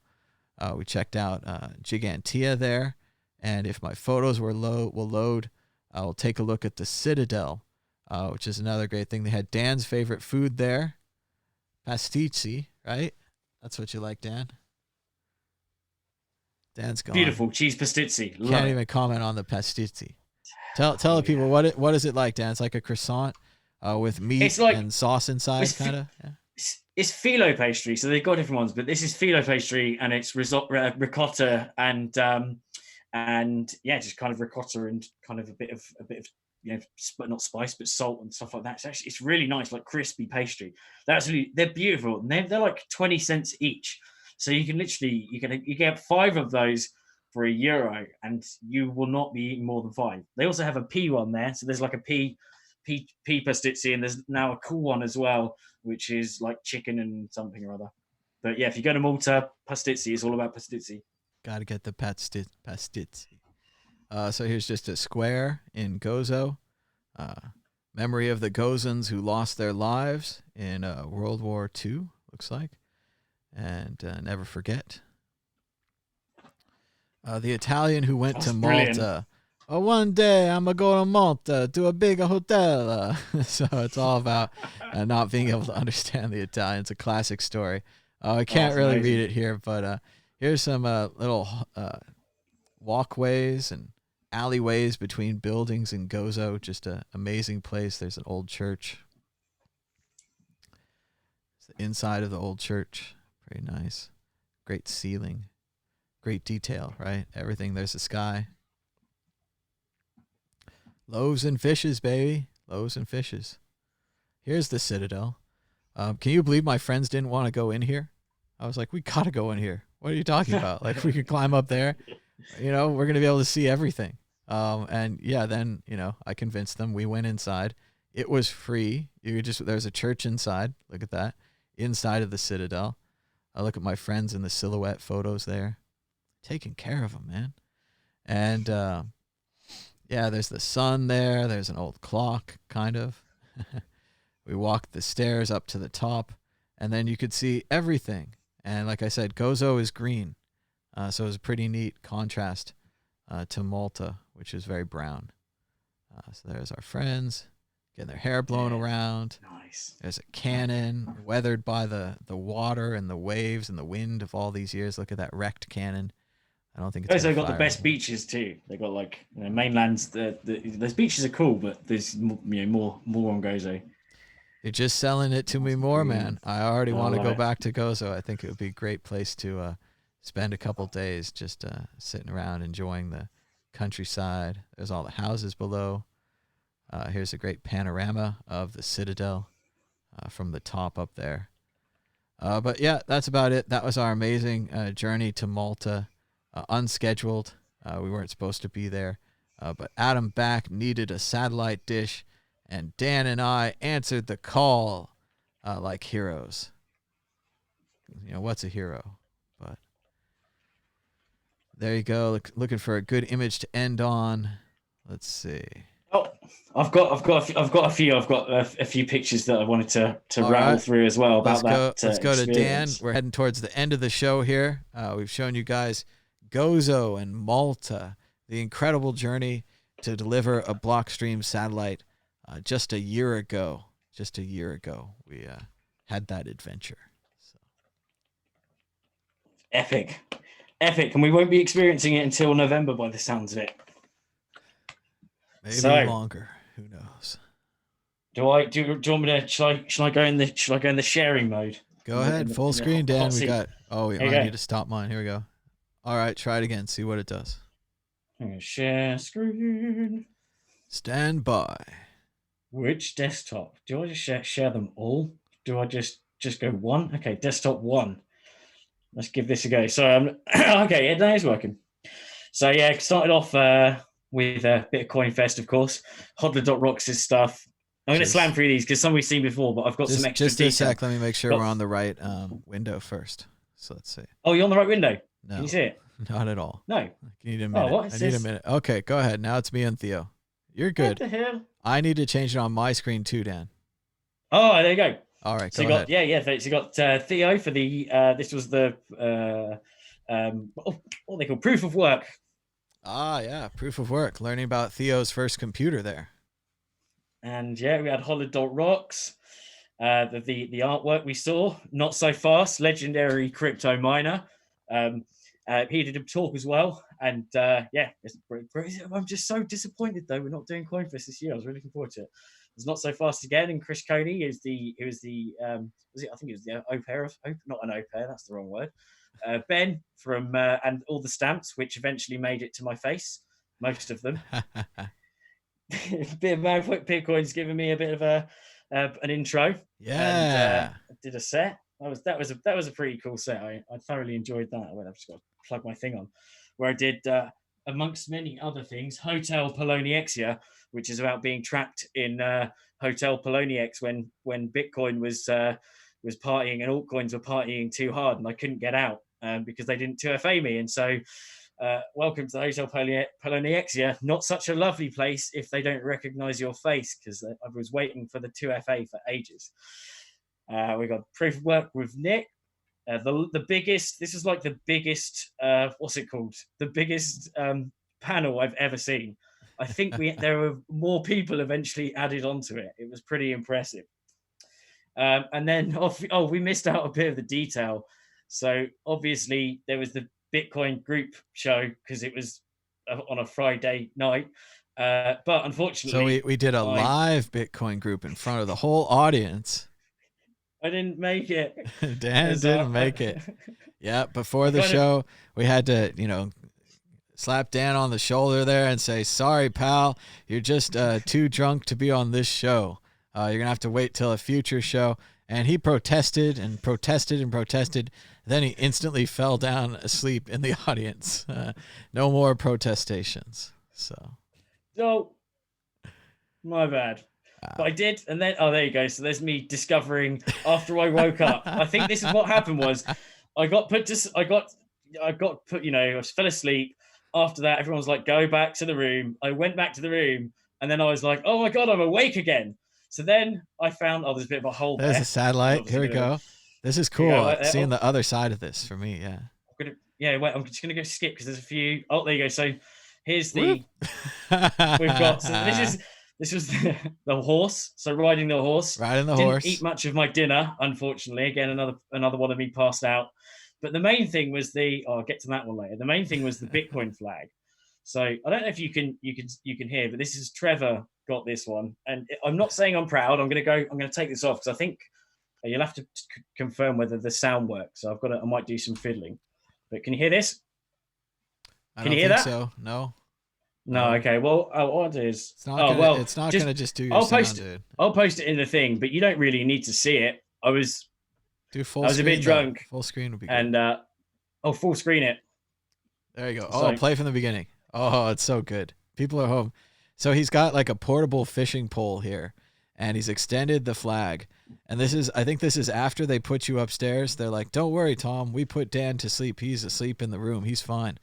But you came back downstairs with the flag, and then your reign of terror began. I'm told that you went by somebody's table and like grabbed their wine, started drinking their wine, and then somebody got you beers. So you had like more beers, and we're like, no, don't give him more beers. So you like promptly started drinking them quickly, and you're just like kind of slurring your words, and still fun. Still very fun. I'm not proud, but it was quite funny. It was, I promised I won't do it again. The problem is, see, Carrie has this awful predicament where she records me every now and then when I've just had a few. And she only happens to record me when I seem to be doing something funny. So it never teaches me a lesson because like she like gets out in front of loads of people and say, look how drunk Dan got. And then she shows it to people and they're all laughing and like patting me on the back. And she's definitely, she's got it pitted against her. I feel bad. So this is also another video. I think this was Joe from Bitbrum, the organizer of Bitbrum. And he caught me talking to a wall, and then you can kind of see at the end that if you listen to it, I'll put the post in there. But I say security almost got me there, and I talk to the wall, not realizing there's a wall. But then as I start walking back, the security guy then points me outside again because I promised him not to go outside. So obviously, I'm definitely gonna. That's not gonna happen much more. And there was what was the other thing? There was one more little one, the Bitcoin flag, because I just found it recently as well. And so going back to this thing, I'll show some previous examples of where we've flown the Bitcoin flag. So there's it was initially debuted at Prague for Paralelní Polnis. That was awesome. And there's Paralelní Polnis staff ironing it for me. I commandeered the flag at the Portsmouth Castle. And so it's very good for owning a castle. We also have, there's another one. I think, Tom, though, you've got to, if you can find it, because the sound, you can play the sound, but we then took it to Stonehenge, where we got followed by security. And then if you watch the video, eventually, almost got the flag confiscated, and they definitely weren't very happy at all. So, Tom, have you got that ready? Let's see. I think I just went and searched it. It's actually great if you search for Stonehenge Bitcoin. It comes right up. We own that search term right there. So here it is. Mad Bitcoins and Crypto Raptor and BTC Socialist as well claim Stonehenge for Bitcoin.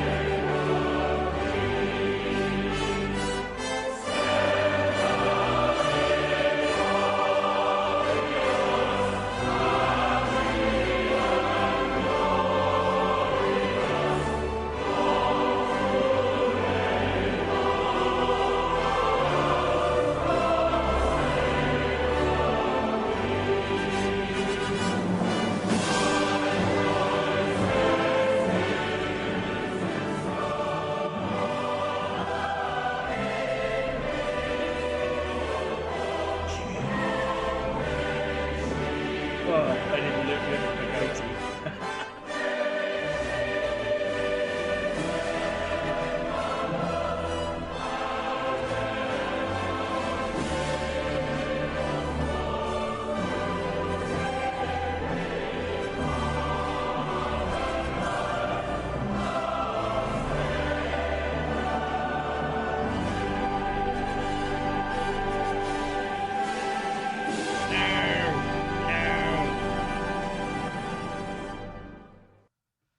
So there it is. Wow. Pretty awesome, huh? You can tell we beautiful. didn't have a lot of footage to work with.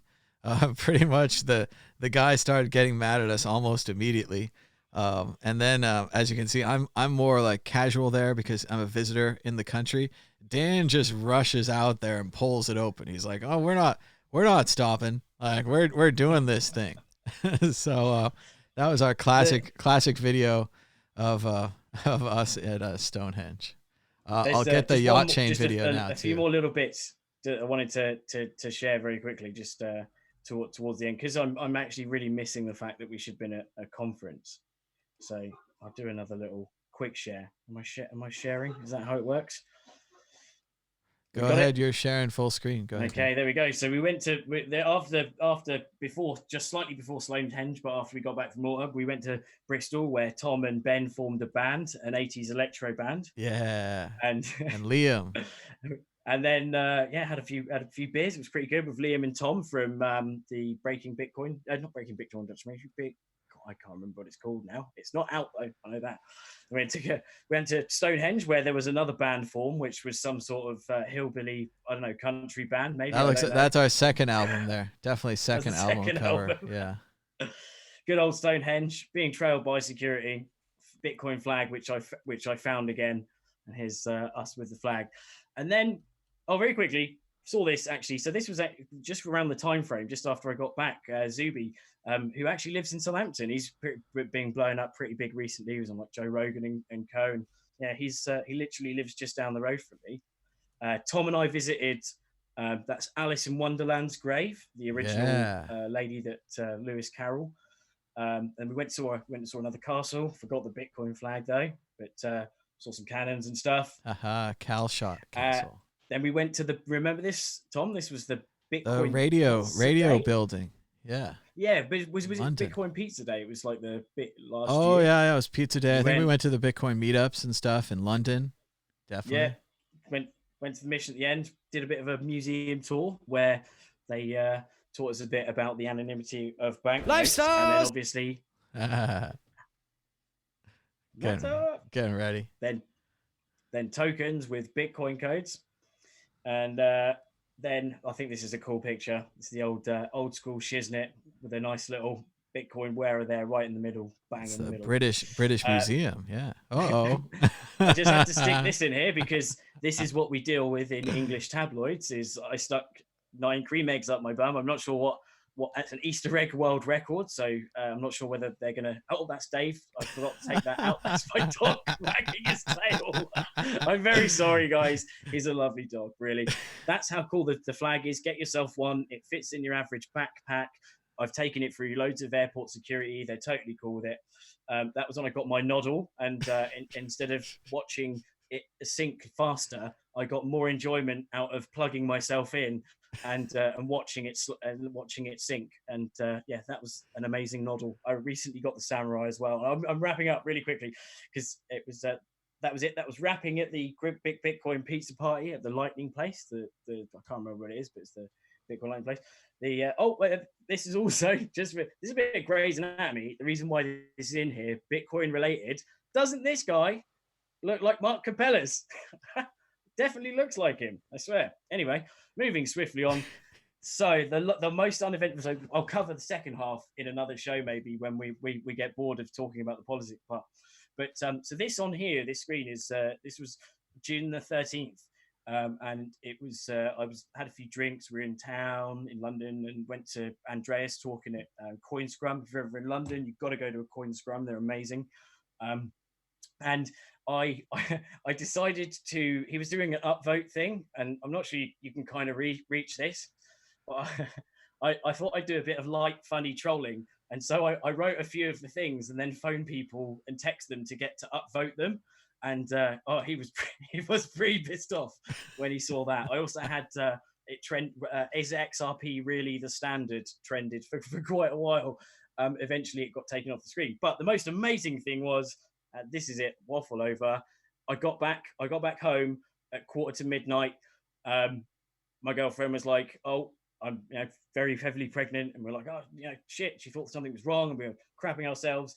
But no, I managed to stay up briefly all night, and then had a little son. And there you go. That's the end of that. Concluded the first 6 months of stuff because for last year. So we'll cover the second lot of conferences, I reckon, another time.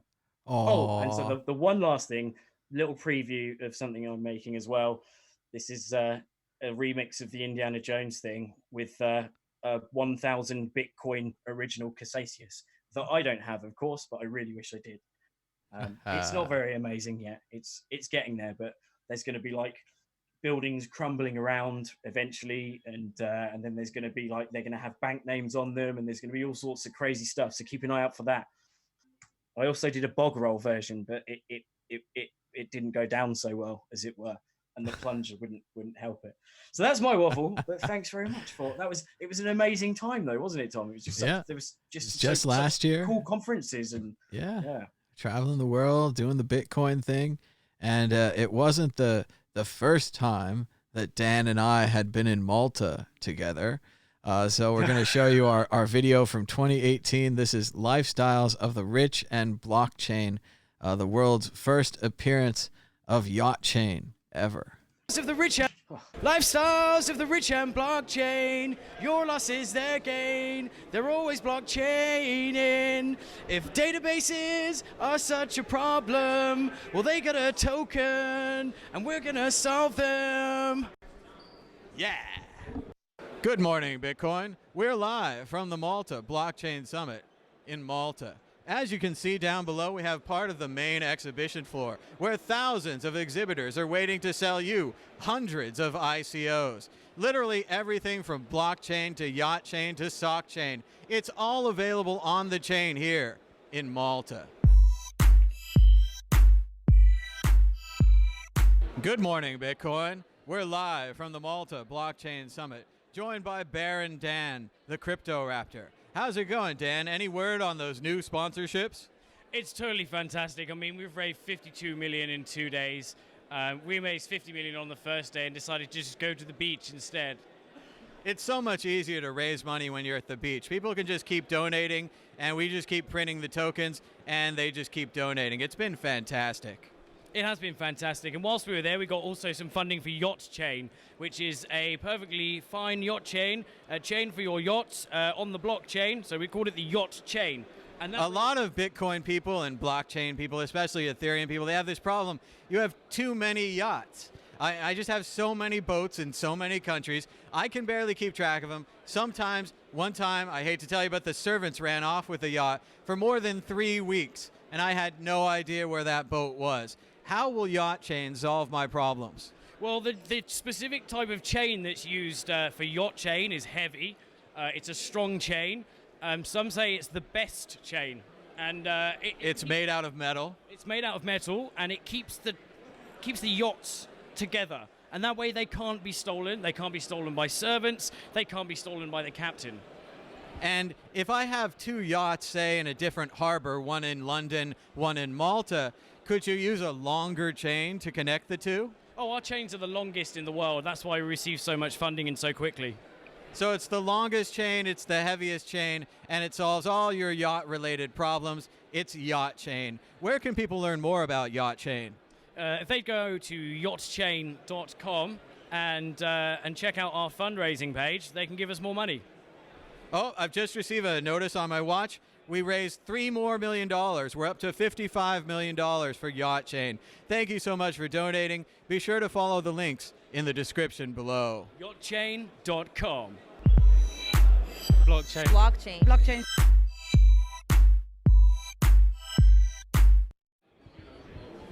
All right. It's all right. That's okay. We just like to talk to you. You don't work here? Hello. Would you like to tell us about Fast Token? Is it really fast? It is really, really fast. Should be very fast. That's the point. No, nothing. We're joined once again by Baron Dan, the Crypto Raptor, and I'm told we have another update about our new sponsor. Previously, we told you about Yacht Chain. Yacht Chain is yesterday's news. It's old business. What have you got for us today, Dan? Today we'll be talking about sock chain. Everyone's had that time in their lives when they've lost socks. Socks seem to be the most common thing that people lose, and so we thought, why not put them on the blockchain? And with Sock Chain, I'll finally be able to stop losing my socks. How will that work? What kind of technologies do you use at Sock Chain? Well, we have washing machine integration, so actually all the socks can be washed whilst remaining on chain, on the chain, as they say. And what kind of chains do you use at Sock Chain? Is it Ethereum based? It's actually Smerium based. It's the smeriest chain that we have and we could find, and we use instead of gas, we use ass. It's perfectly recyclable, it's good for the environment, and it helps you stop that horror of losing socks. Sock Chain. Check it out at sockchain.com. Sockchain.com.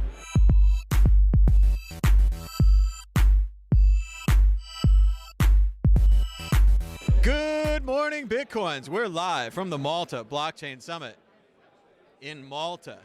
We're joined by Queen from Yacht Chain. How's it going, Queen? It's going well. Now, I understand at Yacht Chain, you solve a real-world problem using the blockchain. I myself, several other Bitcoiners and Ethereum heads have a problem of too many yachts. One time, my servants ran off with a boat for several months.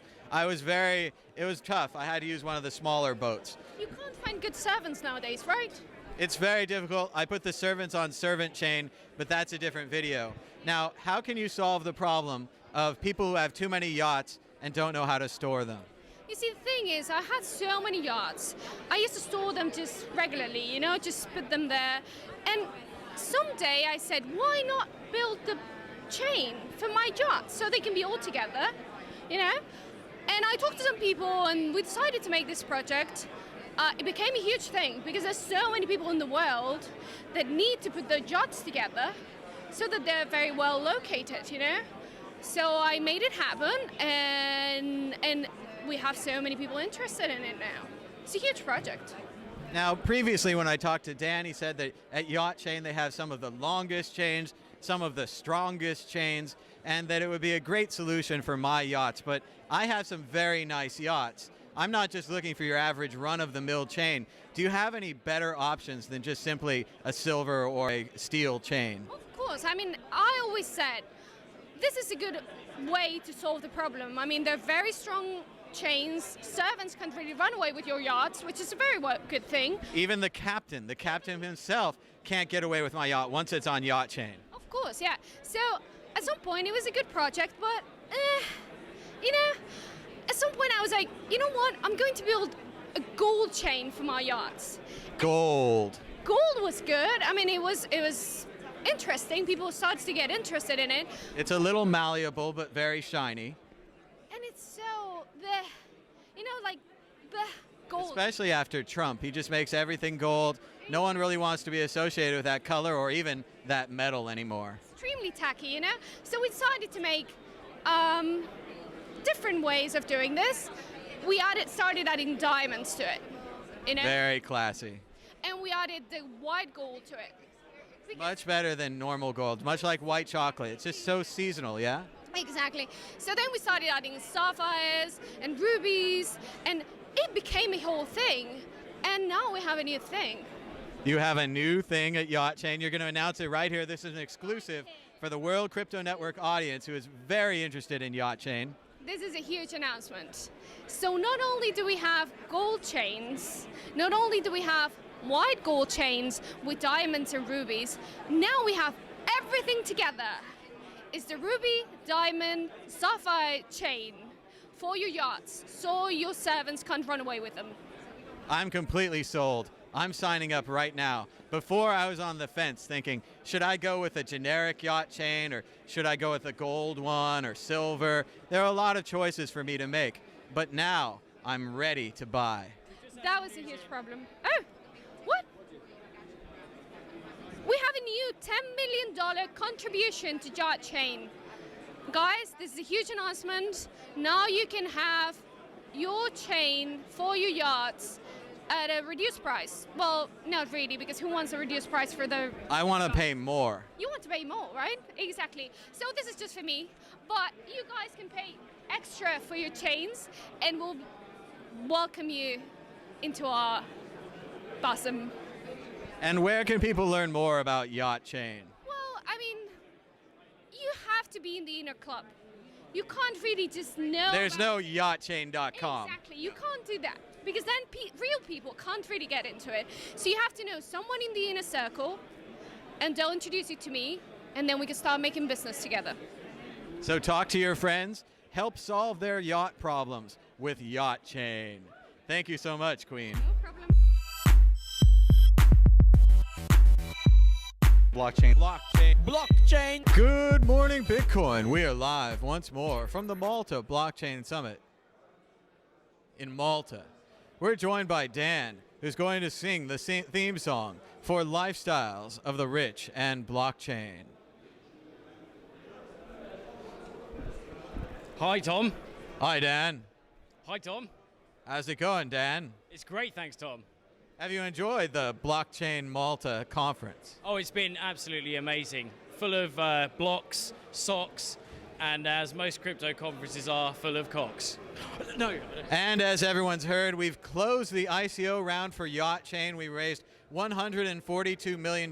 We had to turn people away and tell them that we're no longer taking any investments of any kind for Yacht Chain. That's right, we're completely sold out. Sold out. Private pre-sale sold out. Full sale sold out. I don't think we can even print enough tokens to be able to sell them because you might even call us sellouts. But for Yacht Chain, we'll do anything. It's such a useful project. I've used it twice just today. We've had some really good feedback about the length of the Yacht Chain, about how secure it is. It's the securest of chains because each block for the blockchain of the Yacht Chain has a lock on it. So there's a lock on the block for the Yacht Chain. Lock chain. It's a very efficient project. And I think we're about to head towards the end of this conference. This is going to be our last interview. People are flocking to us. It must be the hat. It must be the glasses. Maybe it's the beard. But we have one last thing to tell you about Lifestyles of the Rich and Blockchain. Lifestyles of the rich and blockchain. They're always blockchaining. Your loss is their gain. If tokens are such a problem, why don't, I've completely Why fucked don't up. you solve them? No, okay, can I have to start again, aren't I? You can try it. Oh God, yeah, okay. It'll be recorded though. It is, what, all of it? All right, okay, go here we go. ahead. Lifestyles of the rich and blockchain. Your loss is their gain. They're always blockchaining. If databases are such a problem, well, they got a token, and we're gonna solve them. Yeah. Good night, everybody.